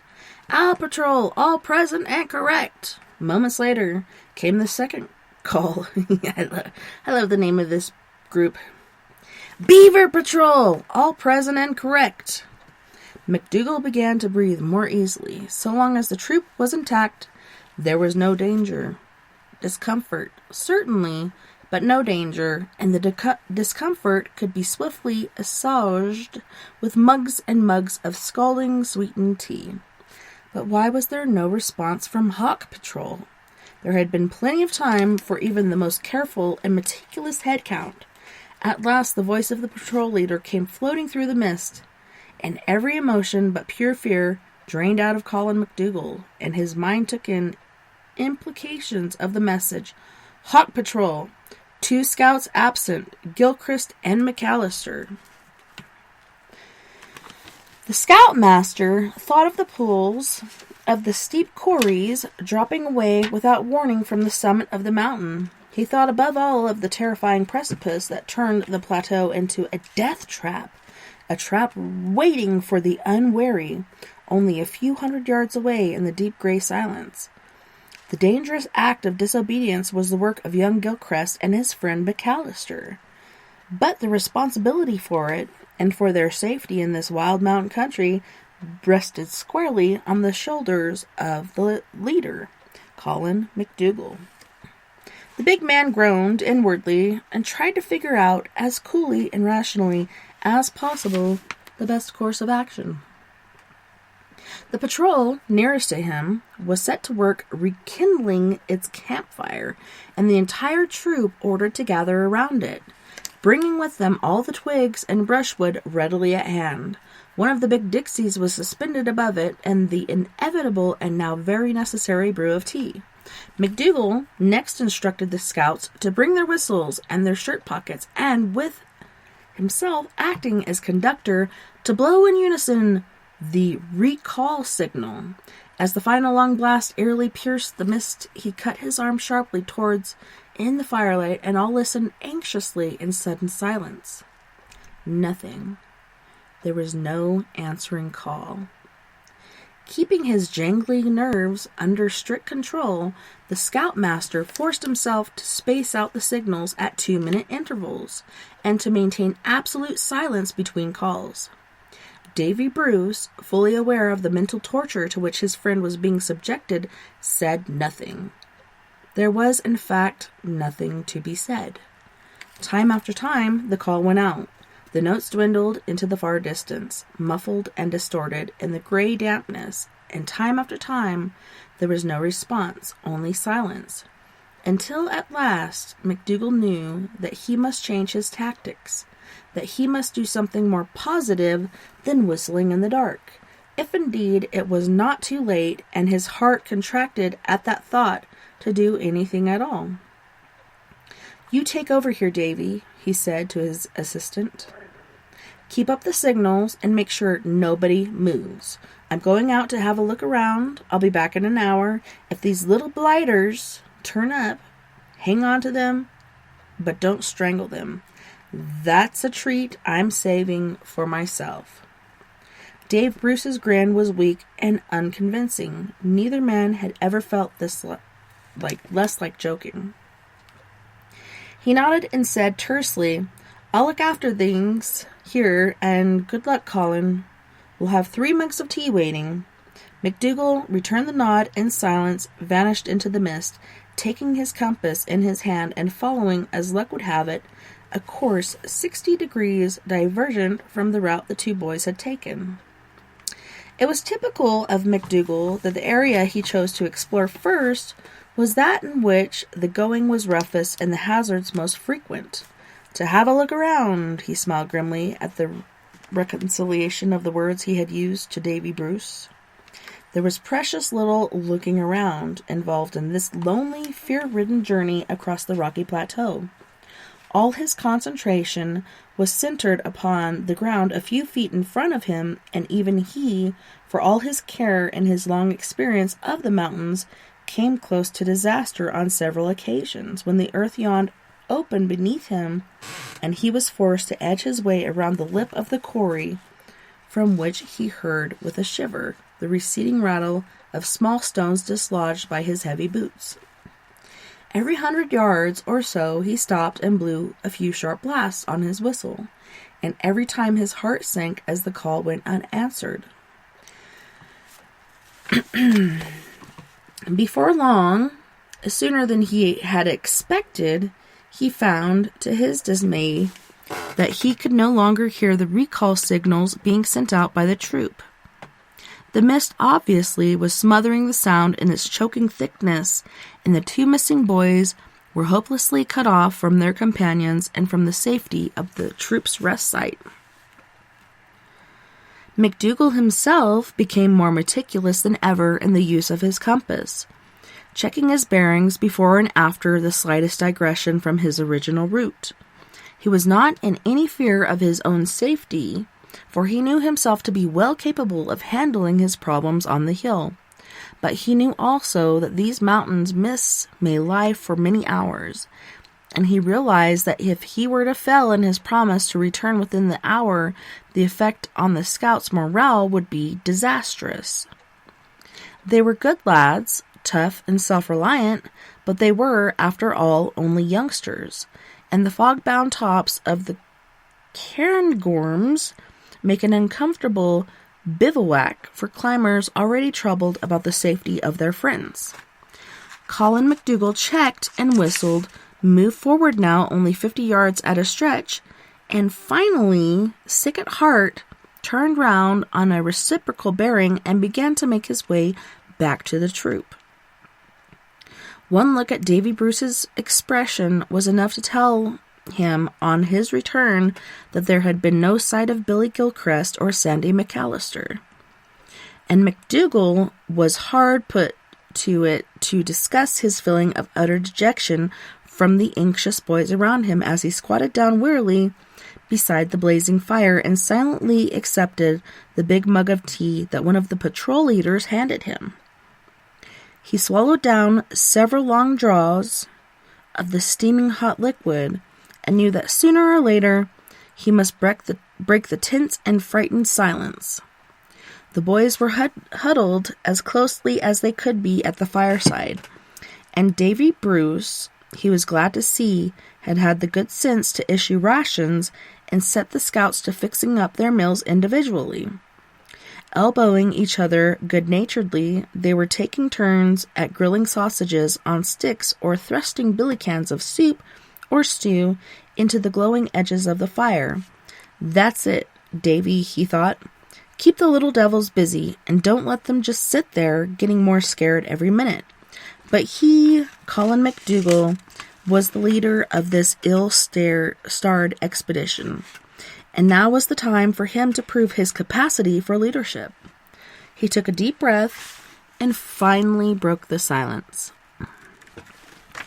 "Well, lads," he began, "this is a worrying situation, and I'll make no bones about it. But don't you be getting daft ideas and deciding something dreadful has happened. For all we know, Billy and Sandy may be as safe and sound as we are. If they've shown any sense, they'll most likely have huddled down in a quarry as soon as they realize that they were lost. They'll be waiting, like the rest of us, for the mist to lift. That's all we can do for the moment. I'm going out again in the opposite direction, and maybe this time I'll be lucky." "Oh, Dennis! My roomie's here. Hello, gentle Dennis. You miss after party? Well, come hang out on the after party. Everyone's welcome. Unless they don't want to be. But you could come, Dennis. Come on, come hang out." So, Davy Bruce was about to protest that it was his turn to leave the comfort and security of the campfire, but glancing at McDougall, he wisely and tactfully held his peace. The scoutmaster's face was taut with anxiety. Nothing would do for Colin McDougall, and Davy realized it. But to continue the search on his own, he was after all the leader. There was another thing to be considered too, reflected Davy Bruce. Of the two of them, Colin, brought up almost always since babyhood with the Cahoolins as his playground, was unquestionably the better and more experienced mountaineer. If there should be an emergency, if Gilchrist and McAllister had been involved in an accident, Colin was better equipped than himself to handle it. It was impressive, thought Davy, remembering other more arduous expeditions, to watch Colin McDougall in action. In the cairngorms, or in the black Cahoolins of his native Skye, in the mountains of Wester Ross, or the peaks of Dolomites, the big islander seemed to move like a dark shadow, swift, short, and nimble for all his bulk. Yes, thought Davy Bruce, ungrudgingly, if young Billy and Sandy were in trouble, Colin was the man to get them out of it. Davy Bruce was to learn within minutes, and so were the others, that on this mountain, Briarac, there is someone infinitely better qualified than Colin McDougall to come to the aid of climbers in danger or distress. The scoutmaster was just finishing his second mug of tea and munching a bar of chocolate before setting off to resume his search when one of the patrol leaders, Ian Campbell, said excitedly, "It's beginning to lift." McDougall looked around him, and sure enough, the gray blanket was becoming threadbare and starting to rise like a curtain of gauze. Already he could see, on the far side of the campfire, scouts who only a few moments before had been invisible. His feelings at that moment were strange, uncomfortable mixture of eagerness and dread. From long experience he knew the pattern of behavior now to be expected from the weather. The mist now had begun to rise, would rise swiftly, and at a glance at his watch told him that it was still daylight. Very soon now, perhaps within minutes, he would know whether Billy Gilchrist and Sandy McAllister escaped, had been merely misdemeanored, or a tragedy. Silently and without affectation, Colin McDougall bowed his head in prayer. As if in answer came another excited voice. Oh my gosh. That beetle was crawling on my arm and it freaked me out. I thought it was a spider! I hate spiders. Ew. Okay. Trying to get these heebie-jeebies off me. Get off me, heebie-jeebies!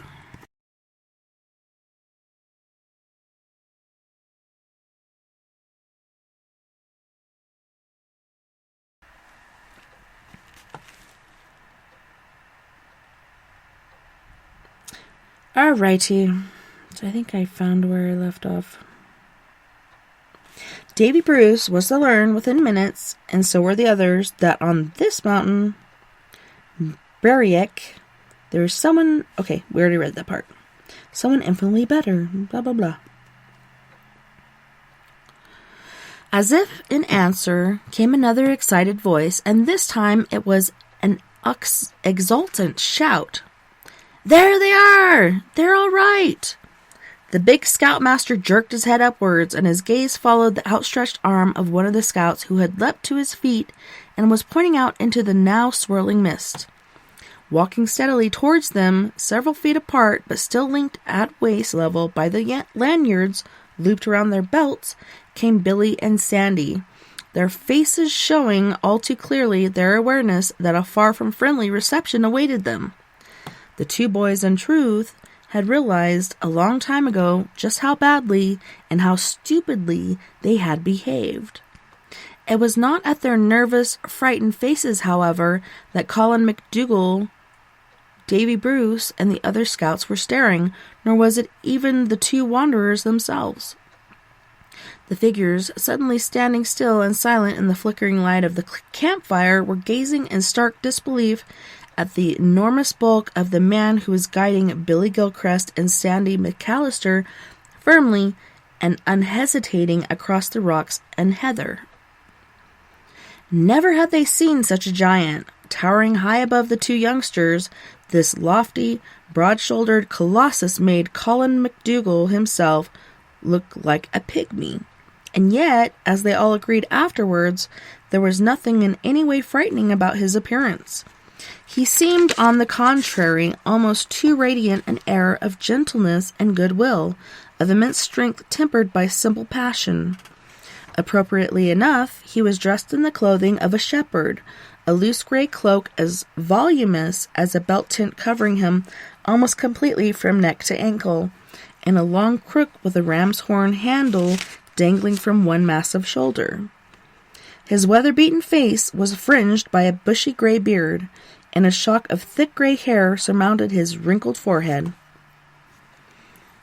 In one so obviously powerful, moving with the tireless grace of the mountain man, it was hard to assess his age.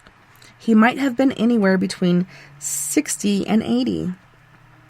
Two great hands, like legs of mutton, poked out from the sides of his cloak and rested on the shoulders of his young companions, neither of whom, however, was paying the slightest attention to him. Billy and Sandy were gazing fearfully in the direction of Colin McDougall, puzzled and only half thankful. For some reason, he had not yet unleashed the raging hounds of his inevitable anger. The blast, when it came, did not take the form they were expecting.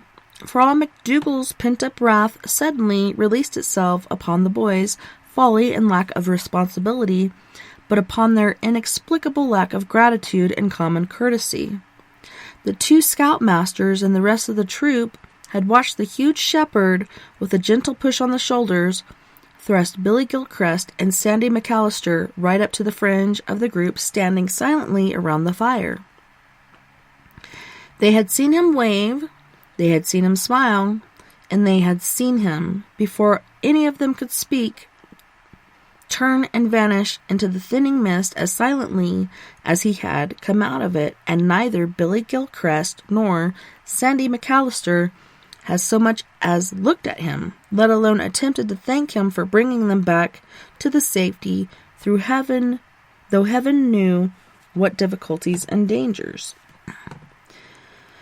For one moment, Colin McDougal remained speechless in his indignation and shame, and when at last he did utter a shout of welcome to the unknown benefactor, urging him to the warmth of the welcome of the fireside, the huge figure had disappeared entirely, and there was no answer to his call.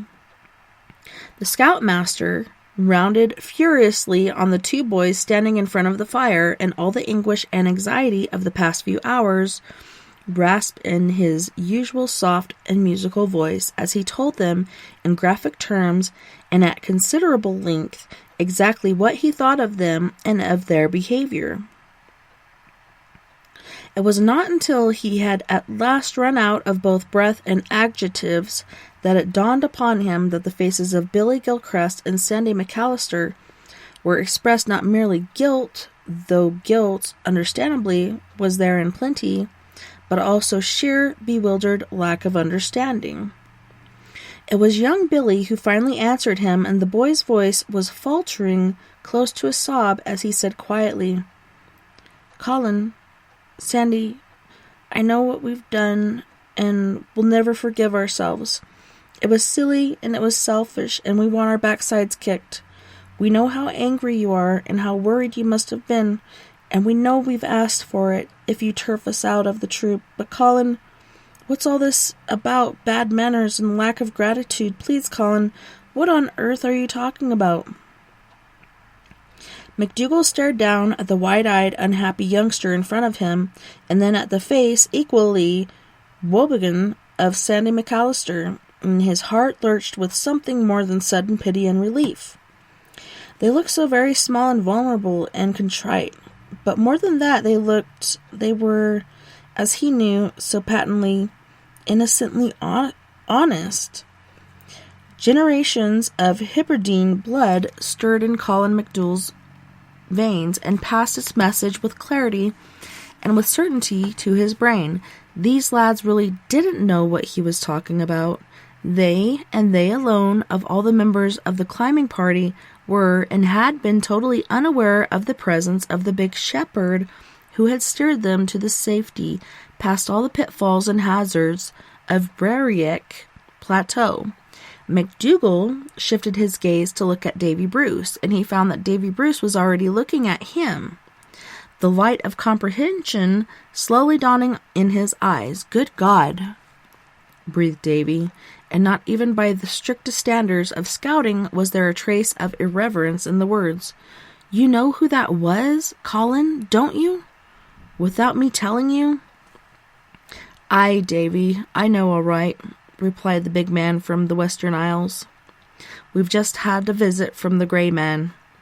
His voice was little more than a whisper, but it was a whisper that carried to the ears of every one of the scouts gathered round him, and McDougal knew that they must be told, and told immediately, the meaning of the words. And so he made them sit down, these 24 healthy, practical, extremely rational young men, reminding them first and quietly that not one of them had experienced any feeling of fear, and he explained to them simply and without melodrama that they had all but two, that was, just seen what ordinary mortals choose to call a ghost. He told them, and Davy Bruce corroborated his story, how years and years ago, in their childhood, their fathers and grandfathers had thrilled them with tales about the Grey Man of Breriac.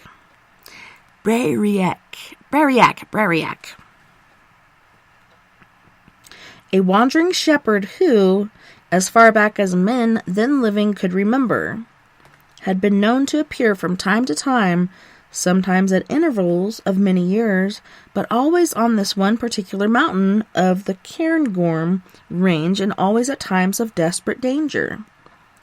Dour, unimaginative, rock-steady northeastern farmers, men not given to flights of fancy, had told of receiving his timely aid, and always the description had matched that of just such a man as the one who had come so dramatically to the rescue of Billy Gilchrist and Sandy McAllister. These two would have something to talk about for the rest of their lives, so miraculously saved that day on Breriac. Miraculously, lives saved, is that not perhaps to exaggerate the danger into which these boys had blindly wandered, and the power of the presence that guided them safely through it? Well, it might be fair to regard those words as something of an over-dramatization of the circumstances. Had it not been for the Celtic mysticism of Colin McDougall, who, having thus found himself confronted irrefutable evidence of the supernatural, was determined to explore the experience to its limits. By the time yet another dixie of tea had been brewed up, and with his tongue lashing of the two wanderers now over and done with, Colin had decided upon his next move in examining the mysterious incident. The mist had now cleared, giving visibility of several hundred yards, and Colin had not forgotten what the boys had told him about their use of compasses to check their route. It was on this matter that he framed his next questions. What route had they in fact followed? What bearing would enable him to retrace their journey? What, in particular, had made them decide at some point to halt and to start heading back for the campsite? For they must have realized that they could not expect to cover exactly the same ground, and that every moment, therefore, would carry them into the unknown and once more into danger. It was this question, and the boys' reluctant answer to it, that led Colin McDougall to the most blood-chilling moment of the whole weird episode. "Well, Colin," began Sandy McAllister, glancing miserably at his companion in crime as if to say, "Aren't we in bad enough trouble already?" but deciding that the least they could do was to own up to the truth. "Suddenly, for no reason, we both began to feel awfully scared. It was a queer feeling, horrible, like a cold hand grabbing the back of our neck, and it stopped us right in our tracks, dead still, just like that. In fact, we said to each other how queer it was, both of us checking so simultaneously we didn't even jerk the lanyards linking us." Sandy hesitated, stealing another unhappy look at Billy Gilchrist, and then plunged on with his story. "We were so scared, we felt we wanted to smoke. I had just 2 fags in my pocket, so we had them, and when we were smoking them, we both agreed we'd gone far enough and decided to turn back right away. And so we did. Sorry, Colin, we seem to have let you down all over the shop today." He fell silent and waited with Billy for the next manifestation of their prepared leader's disappointment and disapproval. They were not in the least prepared, despite the Boy Scout motto, for Colin McDougall's rejoinder. There was a gleam in his eye, certainly, but it did not look like a gleam of anger. "You say you had only 2 cigarettes? What did you do with the empty packet?" Billy and Sandy stared open-mouthed at the scoutmaster. They had expected a brief homily on the evils of tobacco, but not an inquiry into the tidiness of their habits. Colin, however, was clearly waiting for an answer to his question. It was Billy who gave it to him. Sandy kicked it down into the turf with his heel, It would scarcely show, even if there was anyone there to see it. Scarcely, repeated Colin McDougall thoughtfully, but it would show, if only we could find the exact spot. Well, yes, I suppose so, said Billy, thankful but utterly mystified by the turn of the conversation. But what on earth? Interest, laddie, answered Colin McDougall, iconically. Just put it down to insatiable curiosity, plus the fact, of course, that I'd like to know whether your talents of scouting extend beyond smoking and silliness to include some ability in following a compass bearing. Come on, he added, hoisting on his rucksack and flashing the boys a grin that took the sting out of his rebuke. Let's all spread wide on each side of you and see if you can lead us to the scene of the crime. Minutes later, the scouts of the 49th Troop were plodding steadily across the plateau in a long line that took its dressing from the tight little group in the center formed by Billy and Sandy, and close behind them, Colin McDougall and Davy Bruce. They had marched for perhaps 20 minutes, making a good pace in the clear sunlight, when Billy looked first at Sandy, who nodded in silent understanding, and then up at the two leaders. Allowing for the way we were crawling along this afternoon, he said, I reckon we couldn't have come much further than this. We'd better start looking for a packet. It was... He hesitated, then gave a lopsided in for a penny, in for a pound sort of grin. It was a player's, a 20. He saw the grim look on McDougall's face, and he felt his flippancy had been misplaced. And this he was quite mistaken. Colin, at that moment, would not have noticed if Billy had said they were looking for a casket or 100 Havanas. Colin was looking bleak because what he had borne in his mind earlier was a mystical, almost whimsical suspicion, was now growing into a cold and terrifying sensation of near certainty. Turning first to his right, then to his left, he called out to the line of scouts, Stay right where you are. All of you, sit down and sit put. No one is to move until I get back. You chaps. Addressing Davy and the wanderers, you come along with me, but come carefully, and Billy, you and Sandy get round behind Davy and me and watch every move we make. When we stop, you stop. Don't move a muscle. Got me? The boys nodded, let the two scoutmasters pass through between them, and followed in quiet wonderment as they... Sorry, the page is stuck. Made their way slowly across the heather. They hadn't far to walk. With a sudden shout of "Stop!" Colin flung one arm in the air and told his three companions to sit down. He then moved forward for only a few paces before dropping to his knees and starting to crawl from side to side on all fours. In less than 2 minutes, they heard him shout again and saw him rise from the heather about 40 yards away and their left, waving something high above his head. Here it is, lads. Here's your guilty secret. At least I have to give you credit for using your compass properly. Now listen, come on along here, but keep between me and the rest of the troop. Understand, Davy?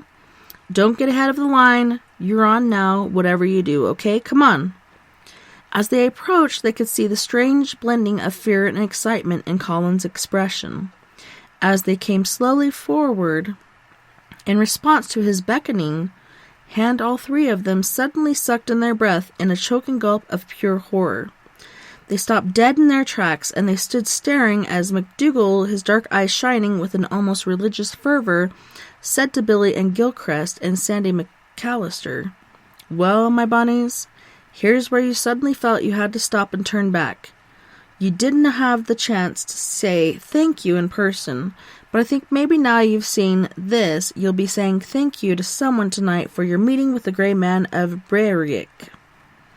The two boys and Davy Bruce were listening to the scoutmaster's words and agreeing with them from the bottom of their hearts.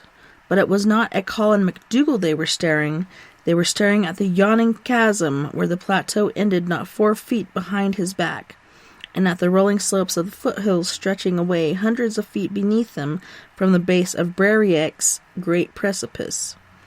They stood silent for a moment, all four of them, and then, still silent, they made their way back across the heather to the waiting troop.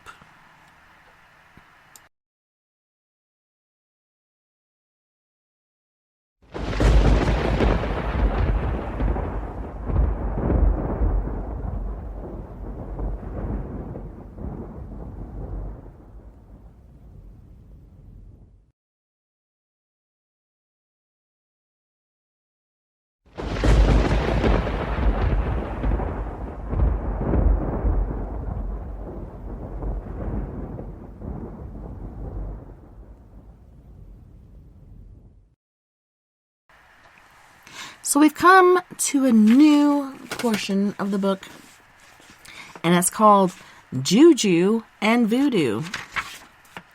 I found this business card in the book, and this book actually came from my grandpa Cookie, who passed away, and he's a very awesome man and a member of the Navy for quite some time, but it says, Chula Vista City School District, Jean Boyd, teacher, teaching our future.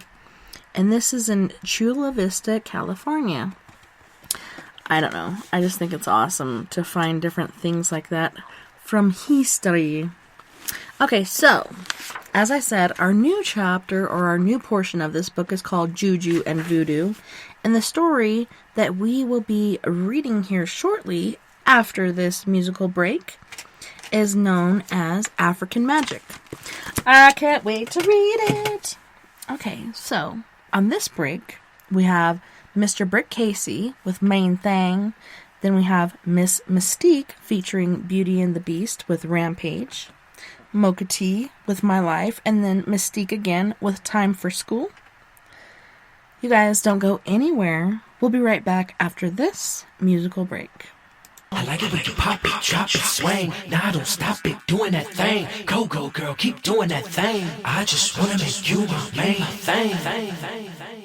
Keep going, baby, now don't you stop that. Vanilla chocolate flavored, you're the only one that I'm searching for. You're the one for me and I can't complain. You sunshine anytime it rain. Not around then I might go insane. I just wanna make you my main thing. I like it when you pop that, drop that. Keep going, baby, now don't you stop that. Honey, you're so sweet, I can't ignore. Thinking about you both more and more. Making it pop and drop and swing. I could be the canyon, you my queen. Yeah, it look good, but you insane. I just wanna make you my main thing. I like it when you pop that, drop that. Keep going, baby, now don't you stop that. Who's them dudes in the back with the black on? Crew deep, don't sleep or slack on. Come to the money, honey, I'ma get a stack on. Excuse me, ma, can I get my Mac on? To the left, throw it to the right. Do it like you wanna do it to me all night. From the block, kid know how to act hard. Like brick house, women with a fat backyard. In the club with me and my man's illin' that. The back door with me and my man chillin' that. I'm on the floor, I'm like, damn, she killin' that. It's going down, no cop around, feelin' that. I'm fly, I'm a guy that'll get him. Player like me, need two of you with him. Call you a lollipop and I wanna lick you. Number one, my top choice of pick. Yo, give it to me, ma. Go, go, girl. Nah, don't stop. Oh, no, girl. Break it down for me, get it gone. Can you keep it going? Oh, no. Now give it to me, ma. Go, go, girl. Nah, don't stop. Oh, no, girl. Hey, break it down for me, get it gone. Cause you got it going. Oh, no. Can't deny, boo, that you too fly. Anytime that I look you in the eye, a phenomenon that I can't explain. Like the things you're doing to my brain. You don't only wanna take away my pain. I just wanna make you my main thing. I like it when you pop that, drop that. Keep going, baby, now don't you stop that. Can't stop thinking about how you move and all the things that I'ma do to you. True, this might be a little bit strange. Don't care if I don't even know your name. That's why I wanna tell you this simple and plain. I just wanna make you my main thing. I like it when you pop that, drop that. Keep going, baby, now don't you stop that. Who's them chicks all thick with the pumps on? Lumps in the front, back with the bumps on. Not a cat hoping that he get his humps on. I'm way beyond with them other chumps on. Sweet enough to eat and he might bite you. Wanna make love to you, I don't wanna fight you. Nobody like you, not a one like you. When you come around, no telling what he might do.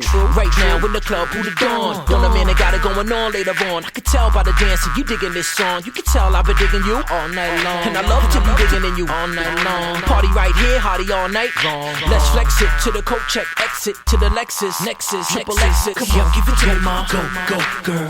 Nah, don't stop. Oh, no, girl. Break it down for me, hit it, get it gone. Can you keep it going on and on and on? Now give it to me, ma. Go, go, girl. Nah, don't stop. Oh, no, girl. Hey, break it down for me, hit it, get it gone. Cause you got it going on and on and on. I like it when you pop it, drop it, swing. Nah, don't stop it, doing that thing. Go, go, girl, keep doing that thing. I just wanna make you my main lane. You pop it, drop it, swing. Nah, don't stop it, doing that thing. Go, go, girl, keep doing that thing. I just wanna make you my main thing. Vanilla chocolate flavored, you're the only one that I'm searching for. You the one for me and I can't complain.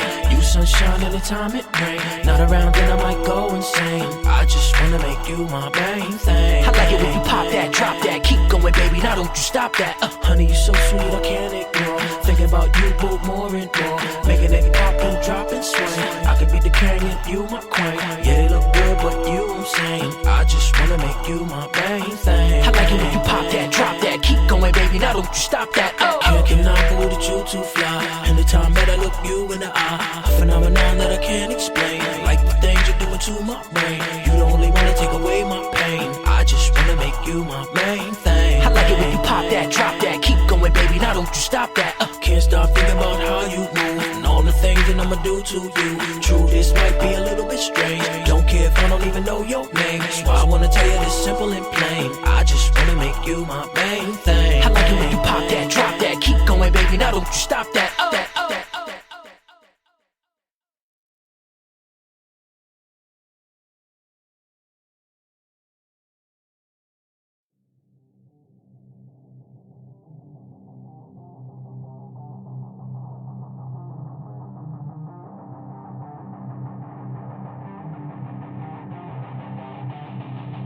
Spark so much fire, think I woke up the dragons. I'm a new beast, spitting apocalypse for a fantastic. Got the power from God, made the rest hard to breathe. I'm on the surface, flow so powerful, industry don't fit me. Spark so much fire, think I woke up the dragons. I'm a new beast, spitting apocalypse for a fantastic. Got the power from God, made the rest hard to breathe. I'm on the surface, flow so powerful, industry don't fit me. You people fire well, I'm the kind that made you inspire. Smoke detector can't take the battery is what I require. I am led to put me out, you need a metal lid. Stop, drop, then roll to your nearest exit. Not the one to play, will make you go back and edit. Make you jump double dutch till your leg legs. Head knobbing with the flow, man, I need a helmet. I just screwed up these verses and got them pregnant. One of a kind, and chick could step to my comparison. F the world up with this, man, I should just marry it. My words are weapons, biggest tools that can't fit in your kid. They sell it fake, hoping I'd rather kill your hope like ISIS. Still killing it, infinite, check the status, I'm getting the win. Froze the flows with multiple codes, my symbols grows, I'm cold as snow. I know the principles, and we feasting the beast with the dragon relief. When it happens, it show that I don't play, though. Step into us will be so fatal. Spark so much fire, think I woke up the dragons. I'm a new beast, spitting apocalypse for a fantastic. Got the power from God, made the rest hard to breathe. I'm on the surface, flow so powerful, industry don't fit me. Spark so much fire, think I woke up the dragons. I'm a new beast, spitting apocalypse for a fantastic. Got the power from God, made the rest hard to breathe. I'm on the surface, flow so powerful, industry don't fit me. Hey, it's swag. I done got back in my bag. I done had people laugh. I done seen people pass. I spaz like spaz. The garbage man and they trash. This of course I can't crash. This a race and I'm fast. I pass the fate and put all of it last. Dragon so I clash. I hide it all in the stash. We are diamonds, they are brass. I'm connected with no lag. She a spin 34 bag. That's my wife and I'm glad. Michael Myers with his stabs. Ali with his jabs. A scientist in the lab. JJ Watt in his past. The amigos with the dab. This is why I rap. And I got the nag. Spazzy roll the sack with Mystique in the back. Money tall like Shaq. Weapons like Iraq. I am cancer in a pack. The 9/11 attack. We don't know no slack. You can't hold us back. Rock and roll with that. So much fire, think I woke up the dragons. I'm a new beast, spitting apocalypse for a fantastic. Got the power from God, made the rest hard to breathe. I'm on the surface, flow so powerful, industry don't fit me. Spark so much fire, think I woke up the dragons. I'm a new beast, spitting apocalypse for a fantastic. Got the power from God, made the rest hard to breathe. I'm on the surface, flow so powerful, industry don't fit me.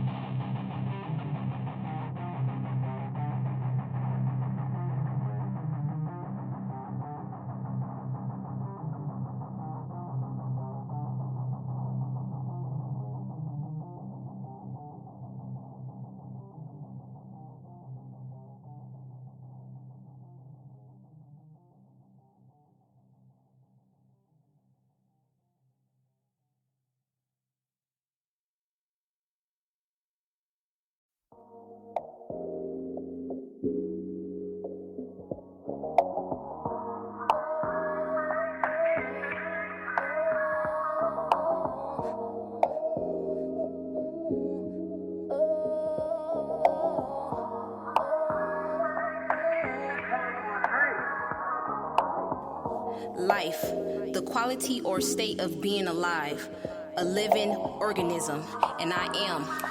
Mocha tea, let's get it. My life, the sugar, honey, iced tea. They wonder why I smile so gracefully, and wonder why I like blue when I'm lactose. 10 toes, 10 fingers, nigga, 10 hoes. Flow dope, whip it, microwave and stove was broke. Broke days, broke weeks, even broke months. A rich don't have them going crazy. Lettuce and mac and cheese got them going crazy. Irregular, abnormal, and unusual. So unusual, I got shot for being beautiful. You can tell me love, you so gorgeous, but yet got a gun pointing to my forehead. Yo, head break bread, yeah, we gon' feast. Remember the cold nights we had nothing to eat. Southern Belle raising hell, area near you. I'm hungry and leaving no proof. My life, my life, my life. It ain't always sunshine in my life. A big puzzle, I'm trying to figure peace ain't right. They thought I wasn't gonna make it, I know they didn't. It's visual, check your vision if you got the issue. A news feed if you got the memo. Breaking news, a new wave coming. Fuck a wave, hurricane, so mocha-licious. I really do this, it's in my blood. Pass it to my kids when I have some. And that's hip-hop.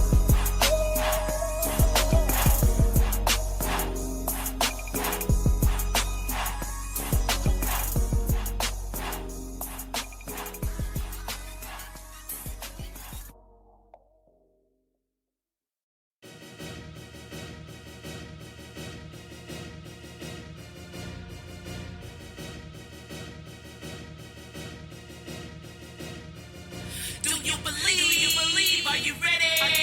It's time for school. Roll out your red carpet. You gotta love to learn and have fun. It's time for school. Do you believe? Are you ready? Yeah, ready. It's time for school. Roll out your red carpet. You got to love to learn and have fun.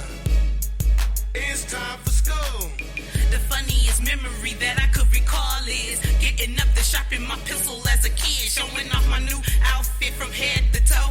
Yo, I love the life of 3 9-year-olds with hyper goals. My mind be blown. Don't get upset when the answer's wrong. Pray for strength and you'll survive to be strong. I am a teacher, it's how I define myself. Help me vibe so well, don't stress. Do your best and forget the rest. Mama made sure we pray to God, highly blessed. And I am honored, no weapon formed against us should prosper. Don't ever forget. And I bet when you enter into school, you'll feel ultimate. No consequences of your accomplishments. Move away from the negativity, it got you bit. And if you getting in the midst, just take the time and repent. Stay focused, get a pencil, write about the lesson. Raise your righteous hand, find the answer to questions. Could be your main plan, leave a saucy impression. You are your own fan, you got this, is what I recommend. Do you believe? Are you ready?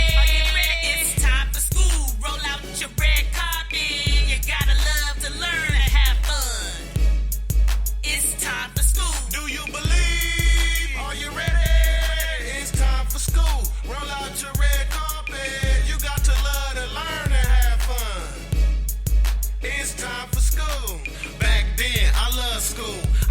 school, I was putting in my dues. I ain't wanna be no fool. Mama had it poppin', school supplies and shopping. Success was an option. Math had me locked in, but English was my topic. Lunchtime, I had it rocking. Lunch tables was knocking, and we wasn't stopping. In gym, I was good from the 3. Like Stockton, music class, I had everyone stuck. They was watching. We wore bow straps with retros and the watches. Love life, humble yourself. That's my creed. Think with your mind and heart, you will achieve. Pray on it, give it to God and proceed. Your goals, ambition, and God is all you need. Imagination and will is something we can't teach. Remember Dr. King, he had a whole dream. You can do whatever you want. I believe. Do you believe? Do you believe? Are you ready? Are you ready? It's time for school. Roll out your red carpet. You gotta love to learn and have fun. It's time for school. Do you believe? Are you ready? It's time for school. Roll out your red carpet. You got to love to learn and have fun. It's time for school. Do you believe? Are you ready? It's time for school. Roll out your red carpet.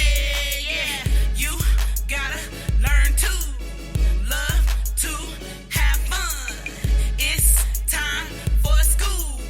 Roll out your red carpet. Yeah.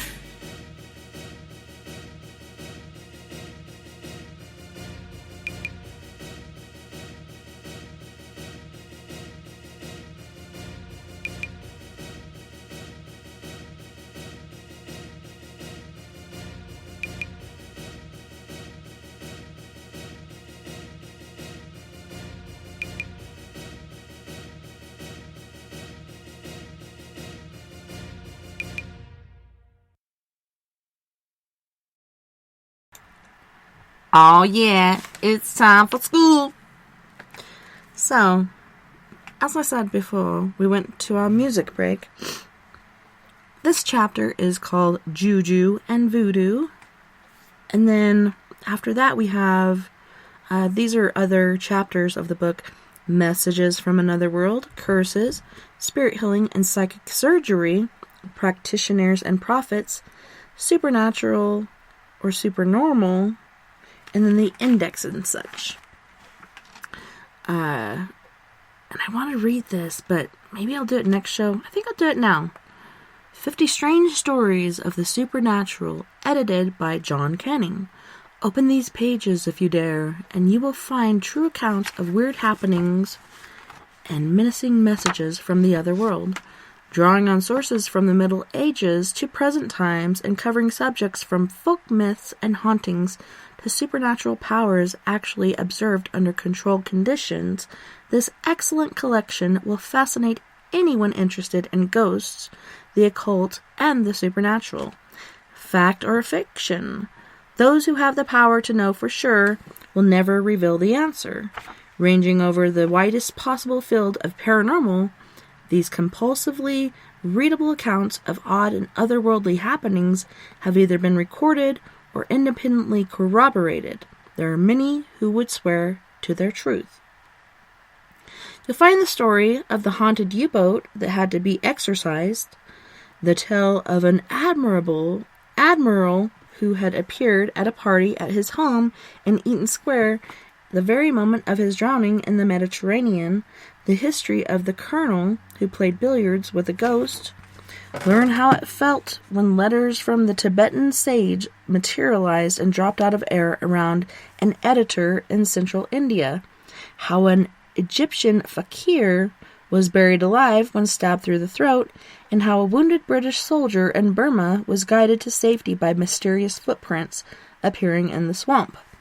Also lurking in this many-faceted collection are the strange enigma of bleeding stigmata, the astonishing voices of Rosemary Brown, and the fateful divination of a North Berwick witch, juju, voodoo, psychic healing, psychic surgery, curses, divining, clairvoyance, and dreams of all receive their due attention. In this feast of the supernatural, there is plenty of food for thought, and many readers may find startling evidence that there is more to life than just the rational. Alright, so now we gotta find a place for the juju and voodoo. Woot woot. Alright, so this story is known as African magic. Hold on, I gotta get comfy in my comfy chair. In the days before the sun actually set on the British Empire, it was the custom of His Majesty's colonial servants in tropical climes to send their children, for reasons of both health and education, back to their mother country as soon as they were considered ready, as it were, to leave the nest. For this reason, although I was born in Uganda, I left it when I was 6 years old and did not return to East Africa until I was 17. It was a time of change and restlessness, shortly before Mau Mau, that horror which based its power on the Africans' firmly ingrained belief in the supernatural broke loose.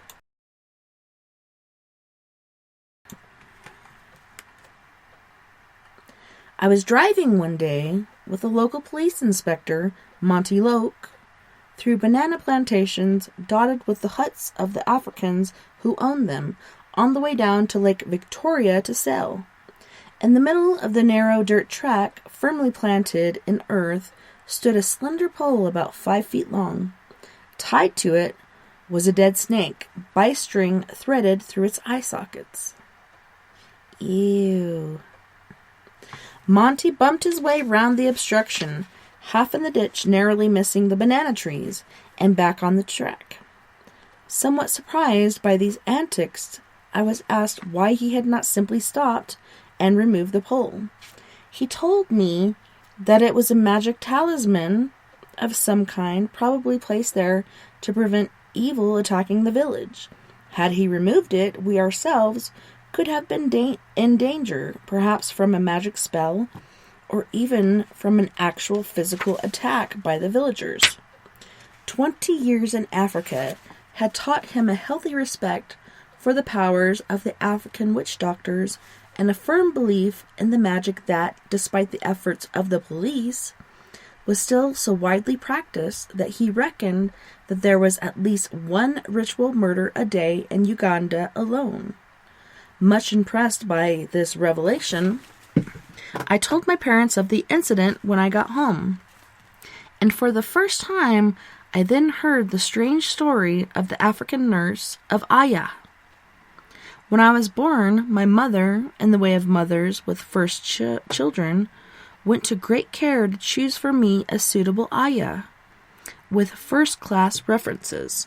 In those days, the household of the average European family included 6 or 7 servants, a cook and kitchen boy, 2 or 3 house boys, 2 garden boys, and casual labor which came in to do the washing and sewing.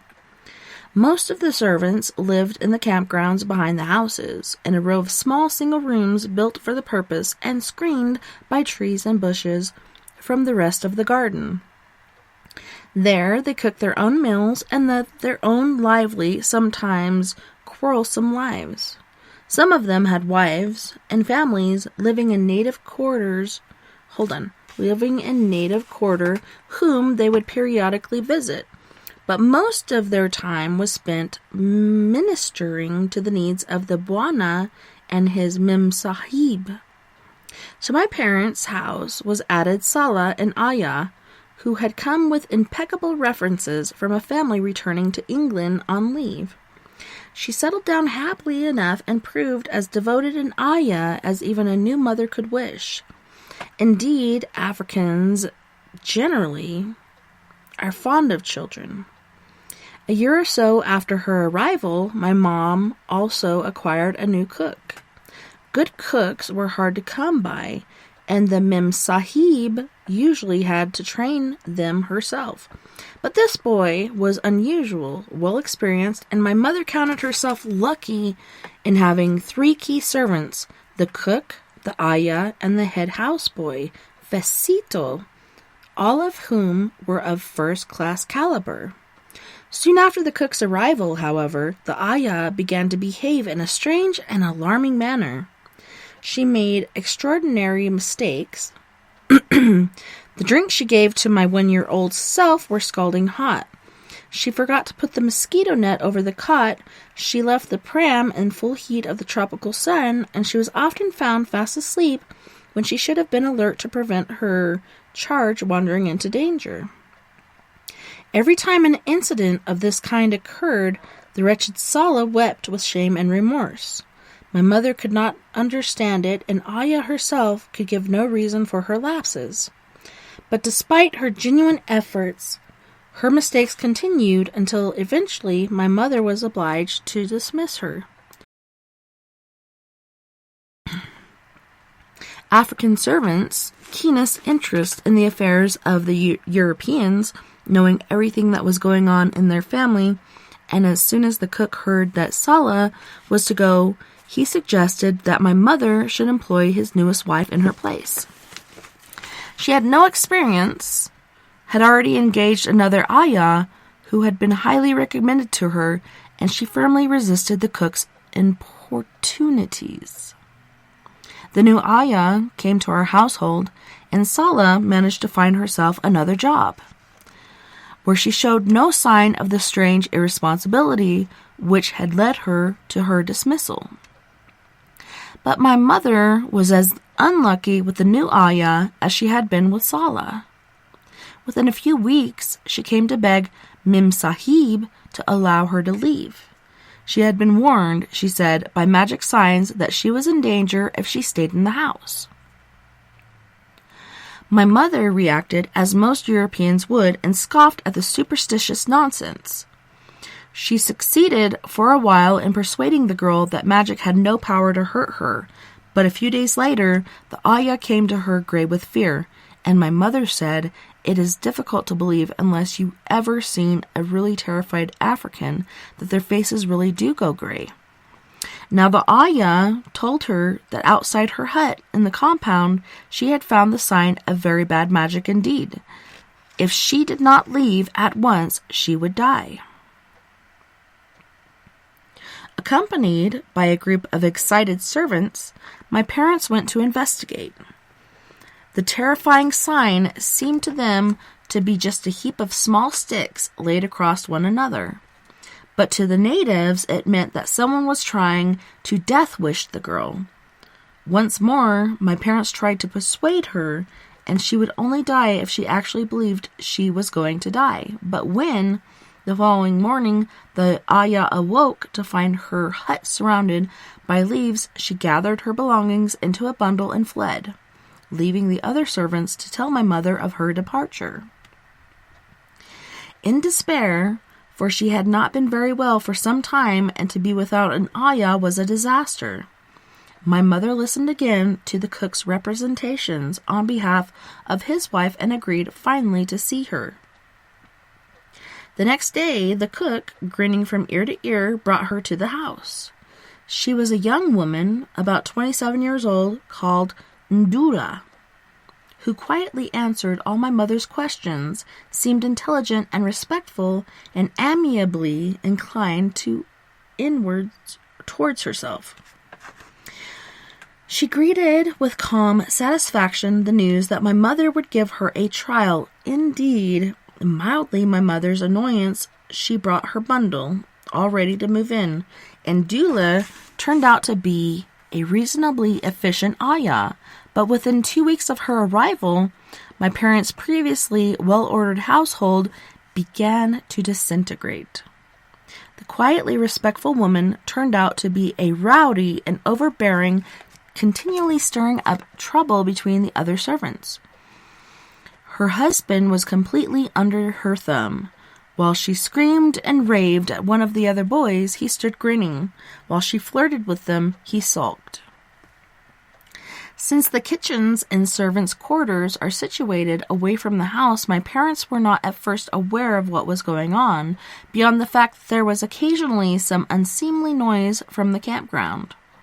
One night, however, the head boy ran into the house begging Bwana to come quickly. Outside the native quarters, my father found the cook and one of the houseboys fighting with Ndula, looked on with a derisory smile. My father quelled the riot and, ignoring the explanatory streams of Swahili from a dozen excited Africans, told the head boy, Fazito, to follow him into the house. "Bwana," said Fazito earnestly, "if you do not send Ndula away, she will cause more trouble. She is a bad woman. I myself even will leave, and nobody will come back to work here because of her."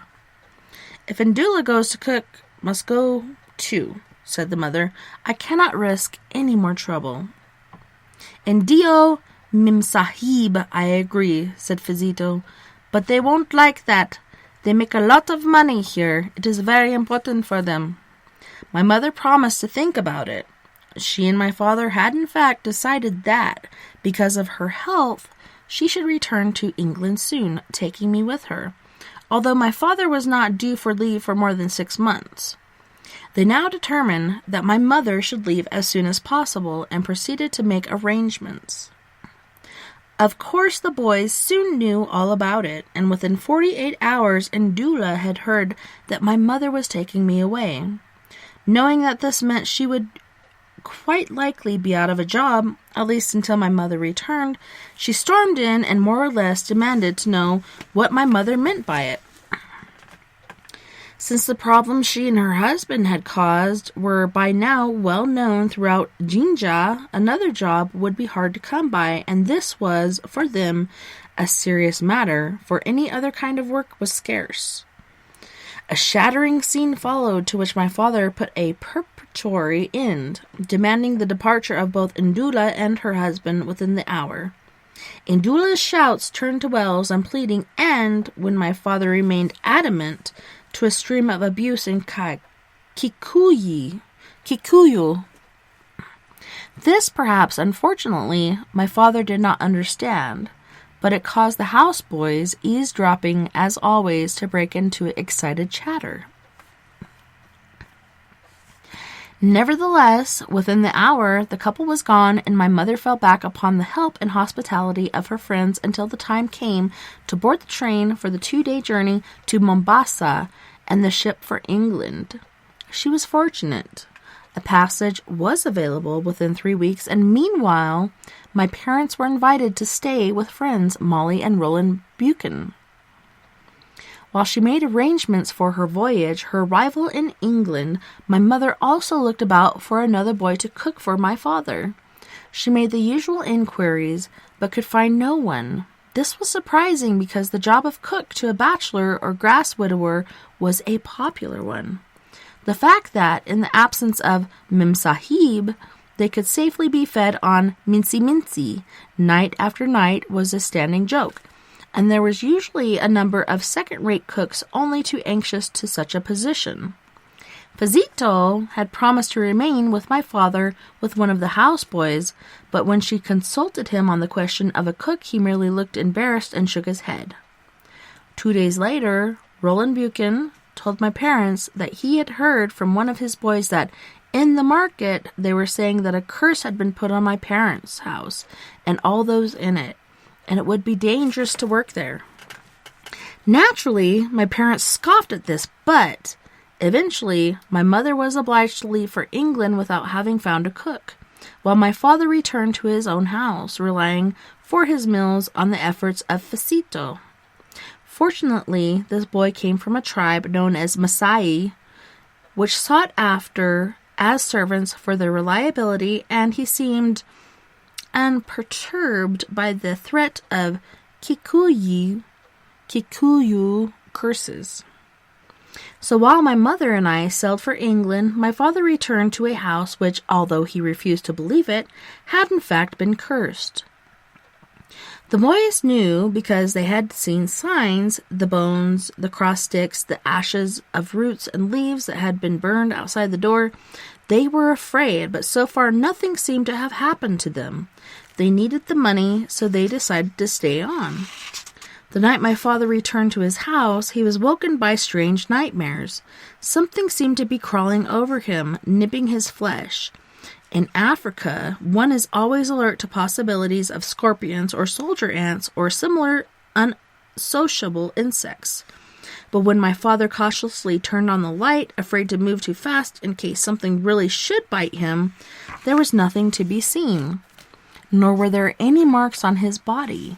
Yet when he turned the light out, the whole performance started all over again. By morning, he was rather exhausted from lack of sleep.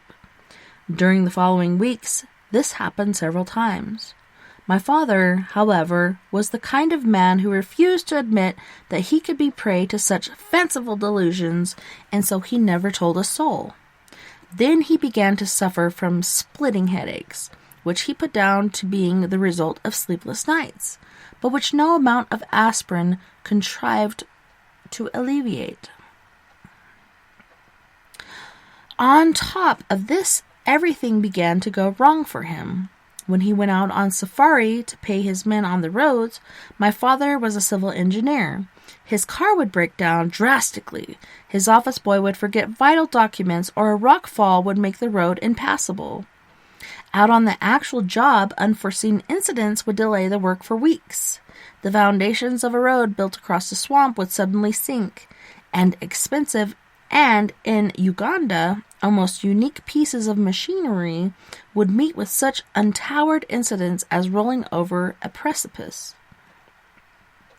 As the weeks passed, my father began noticeably to lose weight, and to look as ill as he often felt.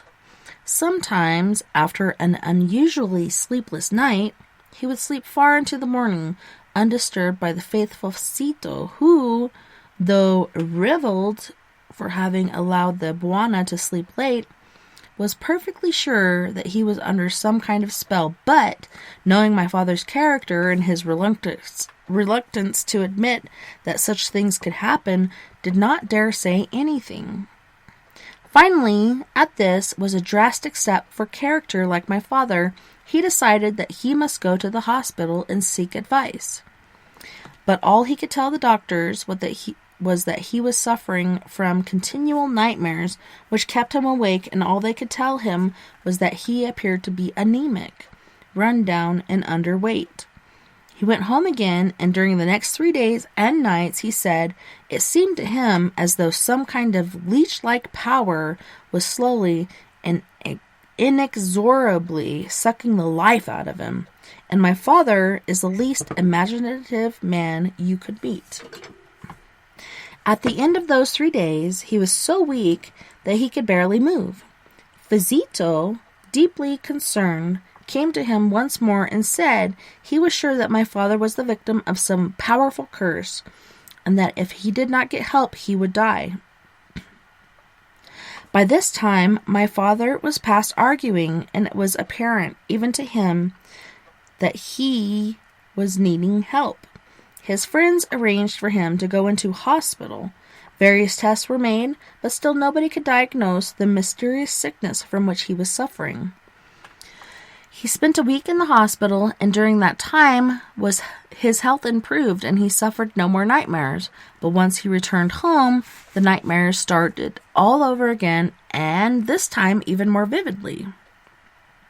Eventually, and against all rational arguments, my father was obliged to believe that he might indeed be victim of black magic. At least he agreed to allow Facito to help him. Persuaded by the head boy, my father agreed to visit an Nganga, a witch doctor, who told him that, among other things, he was probably the victim of a magic medicine buried at the entrance of his house. Every time my father walked over, that evil would affect him, bringing sickness and weakness and the influence of a malevolent spirit in anything he did. The witch doctor, an evil-smelling, aged character dressed in a weird assortment of ancient animal skins, failed to impress my father, but he agreed, with some skepticism, to let him try to exorcise the evil spirit. Later in the day, Nganga arrived at the house to carry out various rituals which seemed to involve, said my father, the swilling and spilling of a good deal of corn beer and goat's blood all around the house. Despite his skepticism, my father slept peacefully in his own house for the first time in weeks. He decided that this was due purely to the power of suggestion, but resented intensely the fact that he should be subject to it. A week passed, and life seemed to be back to normal. £50 that he had paid the witch doctor appeared to have well spent on the luxury of unbroken sleep. And then, suddenly, he was attacked by crippling pains in the chest and abdomen. At the time, he was out inspecting work being carried out on the roads, and it was his men who loaded him, incapable of protest, into the back of a car and drove him to the hospital. Once again, the doctors were unable to diagnose his illness, but by now, the story of his dealings with the witch doctor had got round, and one of the doctors at the hospital, who had spent many years in Africa, sent for Facito. "I know," he said, "you think the Bwana has been cursed, and that you have helped him in the past. Will you tell me why? You know this and what you think has happened personally," he said, and he saw Facito hesitate. "I think you are right. Unless you help us, I think he will die." And so, Facito told the story of Ndula and her husband, and how Ndula, ambitious, greedy, determined to have nice things for herself, had decided she must have the job of Aya in my parents' house, so that she and her husband could earn what was, for an African couple, an unusually high wage. Ndula's mother, he said, was a witch. She had helped her daughter by putting a spell on Salah and then on Aya, who had succeeded her, so that she could get the job. But when Ndula had been dismissed, the witch had revenge and the slight put upon her daughter by cursing my father. "What then can we do?" said the doctor. "If you will permit me," said Facito, "I will go to Nganga.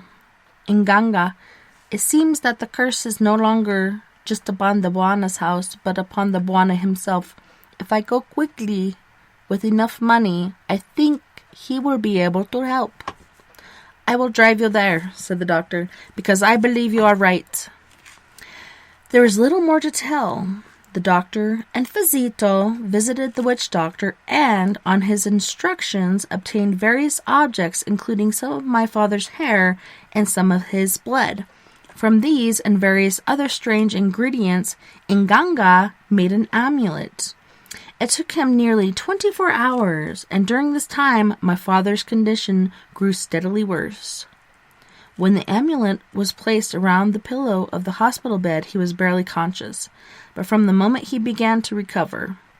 The doctors, of course, said that it was a result of their treatment, although they never knew what it was that they were treating.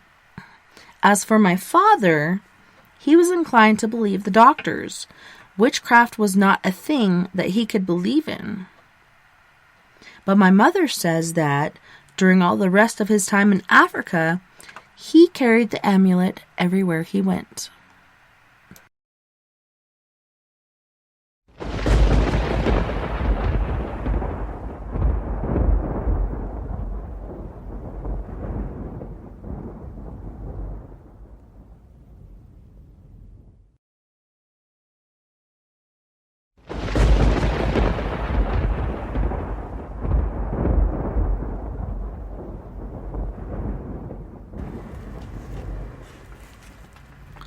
Of zombies and spells.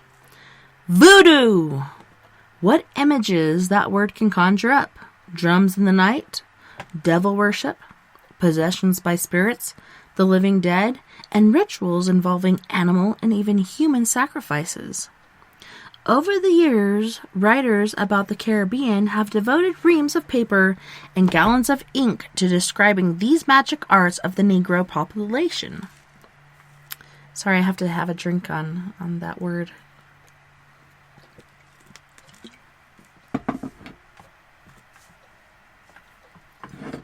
That's funny, I'm reading about voodoo and juju, and I'm drinking Voodoo Ranger Imperial IPA. Alright, so over the years, writers about the Caribbean have devoted reams of paper and gallons of ink to describe these magic arts of the Negro population. Shit, do I have to drink again? Just kidding. Undoubtedly, a lot of what has been written has a strong basis in fact, but much also can be said to have been subject to that exaggeration which is often deemed necessary to produce a good story. Just what is this cult, and how did it all start? Voodoo owes its origin to the slave trade. The first European settlers in Haiti, the center of the cult proper, were quick to notice how much hardier and more suited to hard agricultural work were imported Negroes from the local Indians. The result of this observation, a flourishing export trade in human flesh from Northwest Africa and extinction for the native population of the Caribbean. Naturally, the slaves brought with them their own religions. The governments of the slave trading countries often insisted that all captives should be least be baptized as Christians, but they were not so particular about following up this initiation with instruction in the faith. In fact, in Haiti, a tout avide slave interest in Christianity was often discouraged. It wouldn't do to have a slave population learning too much about a doctrine preaching equality in the sight of God.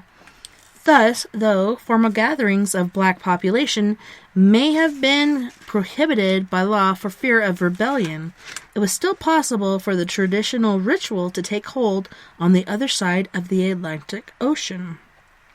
When missionary zeal eventually attempted to introduce slaves to Orthodox Catholicism, little resistance was found. There was little trouble attached to accepting the new saints. They were simply identified with African counterparts and incorporated in the existing rites. It was not only Haiti that took delivery of West African human beings, of course. Countries on the eastern seaboard of both North America and South America, as well as the Caribbean islands, soon became densely populated with black people. As the local conditions varied, so did the physical and spiritual lives of slaves.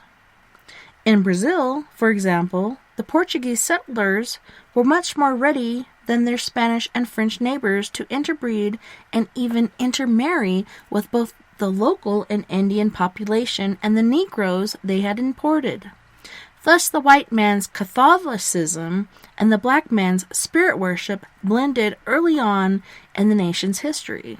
In fact, the white man added some spirit influences of his own in the 19th century by importing the fashionable French craze of Cardicism. The Umbanda cult, which currently holds sway in the neighborhood of Rio de Janeiro, is a mixture of all three. Believe me you, this is crazy talk. So, whatever the local variations, though, the central point of all voodoo ritual is possession by spirits of some of the worshippers. The typical meeting is conducted in a large bare building having at one end an altar decked with flowers and statues of saints, and in the center of the room a bare space big enough to dance in. Spectators, occupied by the priest or priestess, spectators line the sides of this dance floor while the center of the stage is occupied by the priest or priestess. Several female initiates dance to the rhythm provided by 3 or so drums. As the excitement induced by the beating of the drums increases, each of the women become possessed by a member of the spirit hierarchy. The mortal host takes on the attributes of the god who has occupied the body. For example, in Haitian cult, the chief of the gods, Dambala, the snake, and those possessed by him creep about hissing, and flicking their tongues in a snake-like manner. Considerable use is made of animal sacrifices, usually either chickens or a goat. But human sacrifice is considered to be a thing of past, if it existed at all. As for devil worship, the Brazilian Umbanda ritual goes so far as to make specific provisions to keep him out of their ceremonies by confining him to a small house outside the main meeting hall.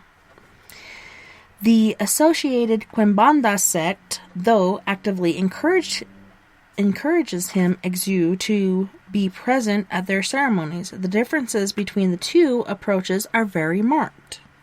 For example, the benefits of Umbanda intervention, such as healing or spiritual well-being, are meted out free of charge.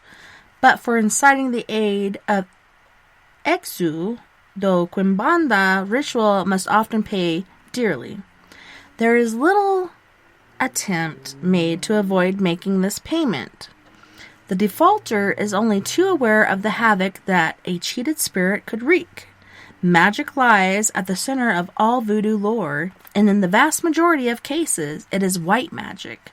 But it is the black variety which has consistently hit the headlines through the years. Magic lies at the center of all voodoo lore, and in the vast majority of cases, it is white magic. But it is black variety which has consistently hit the headlines through the years. One of the more disturbing manifestations of this nature to culture foreign imagination is that of zombies, or the living dead, who have been raised from their tombs to work forever for their masters.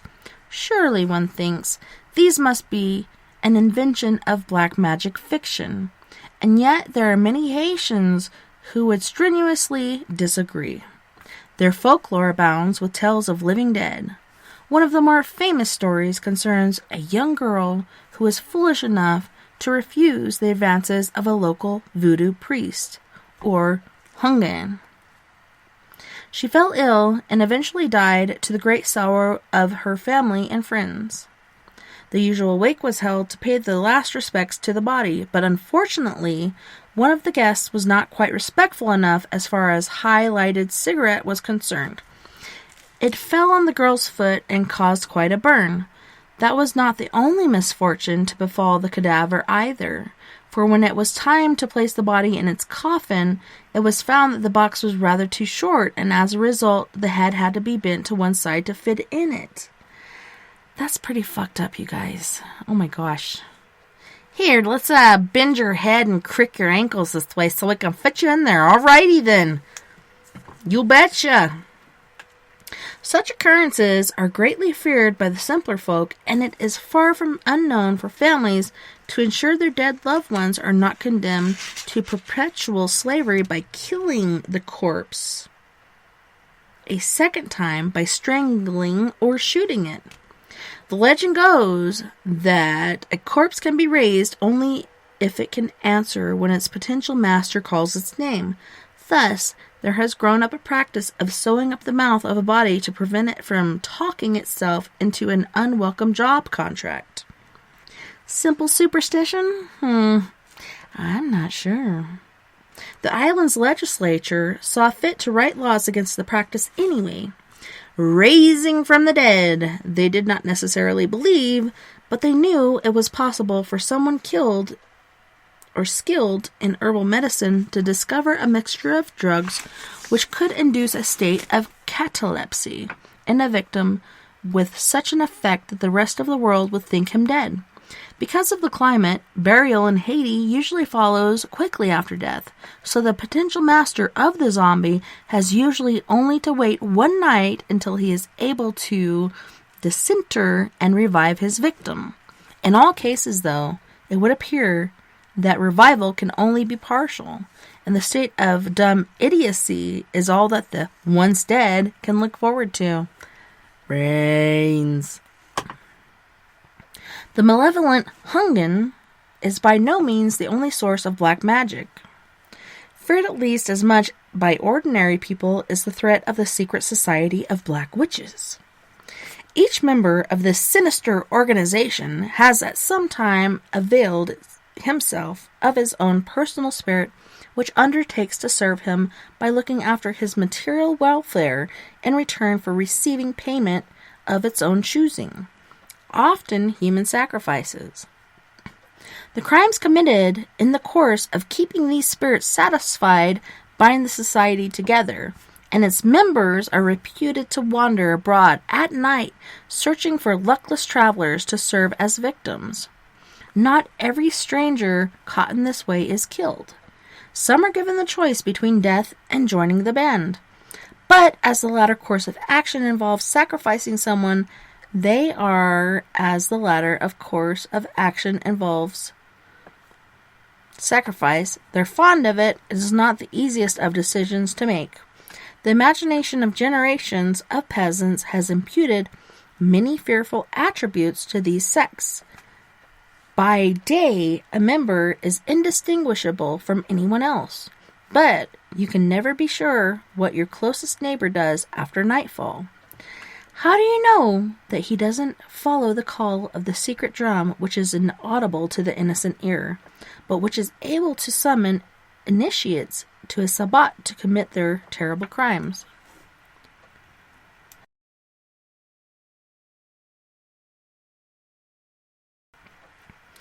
The traveler, by night, must be aware, and not only of parties of people on foot. There are tales in the area of Port-au-Prince, for instance, of a motorized version of the secret society which drives a ghostly car around, whisking likely victims into the back seat. Beware of lifts from strangers if you don't wish to finish up transformed into an animal in the slaughter's yard, one of the more picturesque ways of dispatching victims. The members are also credited with being able to change their own appearance at will, and are reputable, quite fond of becoming animals themselves. Though one imagines they are careful to avoid the slaughterer in that condition. The purpose of this transformation seems to be to annoy and terrify the innocent passerby by appearing in front of him on a lonely road and blocking his path. There are remedies for pestering and being pestered in this manner, though, and the wise voyager may well take with him some such safeguard as a whip which he has been blessed, or has had blessed, by his local Hungan. Alfred Metreau, in his authoritative book Voodoo in Haiti, recounts the tale of such a traveler who was annoyed one night by a large cow which persistently blocked his path on the road.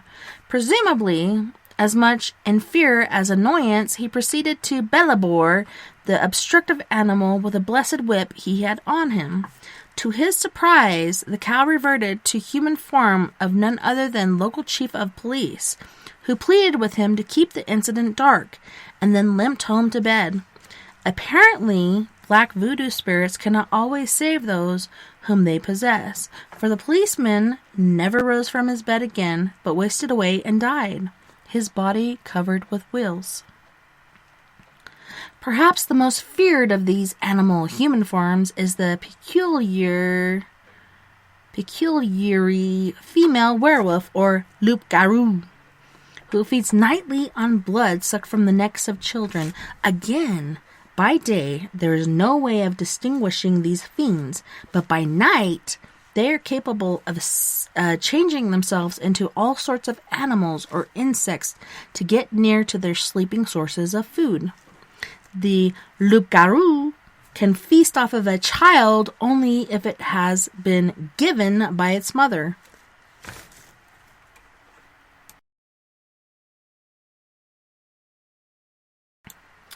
As one would expect, most mothers do not readily consign their offspring to such a fate, so some form of trickery has to be employed. A favorite device involves creeping stealthily to a potential victim's house at dead of night and softly asking the sleeping mother if she will hand over her baby. If the semi-conscious mother agrees, the child is lost and the werewolf has a feast on her hands.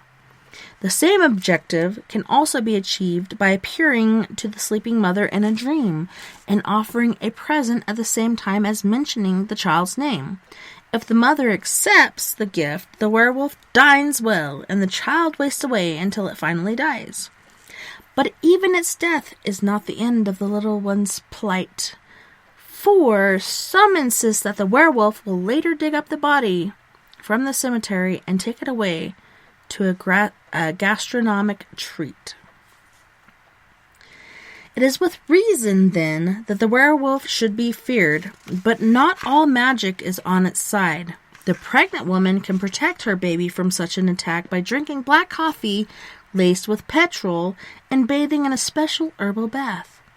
If the baby is bathed in a similar infusion, soon after birth its blood will be spoiled for the werewolf's purposes, and if the loup-garou attempts to drink it, she will be seized with a fit of vomiting and be forced to rush home, leaving a trail which anyone can follow. The worst, most feared of all the black magic practices is that of sending the dead upon someone. Disease and death always follow the victim unless the trouble can be diagnosed and exorcised by the appropriate authorities. In Haiti, the person wishing to invoke the aid of the dead in destroying an enemy must first gain the assistance of the king of the dead, Baron Samedi. Or Samedi? Samedi. I think it's Samedi. Once his aid has been secured through nocturnal visit to a cemetery, handfuls of earth stones must be gathered from the graves to be put in the victim's path. With this accomplished, the victim is surely doomed unless Hungan intervenes with rival magic, which might involve nothing more complex than a course of herbal baths, but on the other hand, could entail making pacts with Baron Samedi himself to accept an alternative life such as that of a plant or an animal. To people outside the voodoo influence, the way the curses work seems obvious. Oh my gosh, I can't believe we're so close to shutting down. If the superstitious peasant can be convinced that the powers of evil are seeing to it that he will waste away and die, then sure enough, he will waste away and die. Go figure. Convincing someone of seriousness of the spirit threat is not difficult when the victim has been raised in a background of voodoo folklore. You wouldn't expect it to work as well in a modern city, though, and certainly it wouldn't work on someone brought up in the materialistic atmosphere of present-day Europe and America. At least, that is how the critics rationalize it. American journalist and author David St. Clair spent several years in Brazil traveling widely and writing on subjects ranging from the country's mightiest river, the Amazon, to the religious life and beliefs of its people. His career there wasn't without its successes, for he soon found himself to be able to afford all the trappings of middle-class life in Rio de Janeiro. Trappings which included a well-appointed flat and a living-in maid. What a way to put it. A living-in maid. It seems that even in South America, the servant situation is not without its problems, and a succession of people had to be found to cover these domestic duties. That is, until one particular Negro girl arrived. She was more than efficient, the house was spotless, and became renowned for its cuisine, and what was more, she showed no sign of leaving in a hurry like so many of her predecessors. Naturally, the man of the house made every effort to keep her and accommodate her idiosyncrasies, one of the chief of which was the exception she took to her employer's study of primitive religions of her people. Statues of local gods, which he brought into the house for decoration or study, had a habit of disappearing or being broken accidentally. Oops, I broke it. I'm so sorry. And she was continually warning him against getting mixed up with the Umbanda and Quimbanda cults.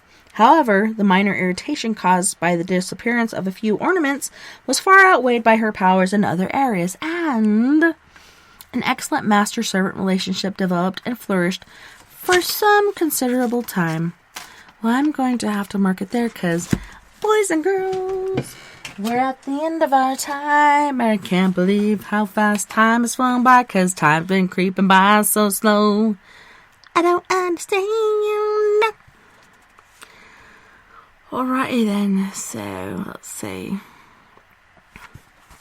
I just want to thank you guys for coming out, hanging out with me tonight as I read to you from our book, 50 Strange Stories of the Supernatural, True Accounts of Weird and otherworldly happenings. And this was edited by Mr. John Canning.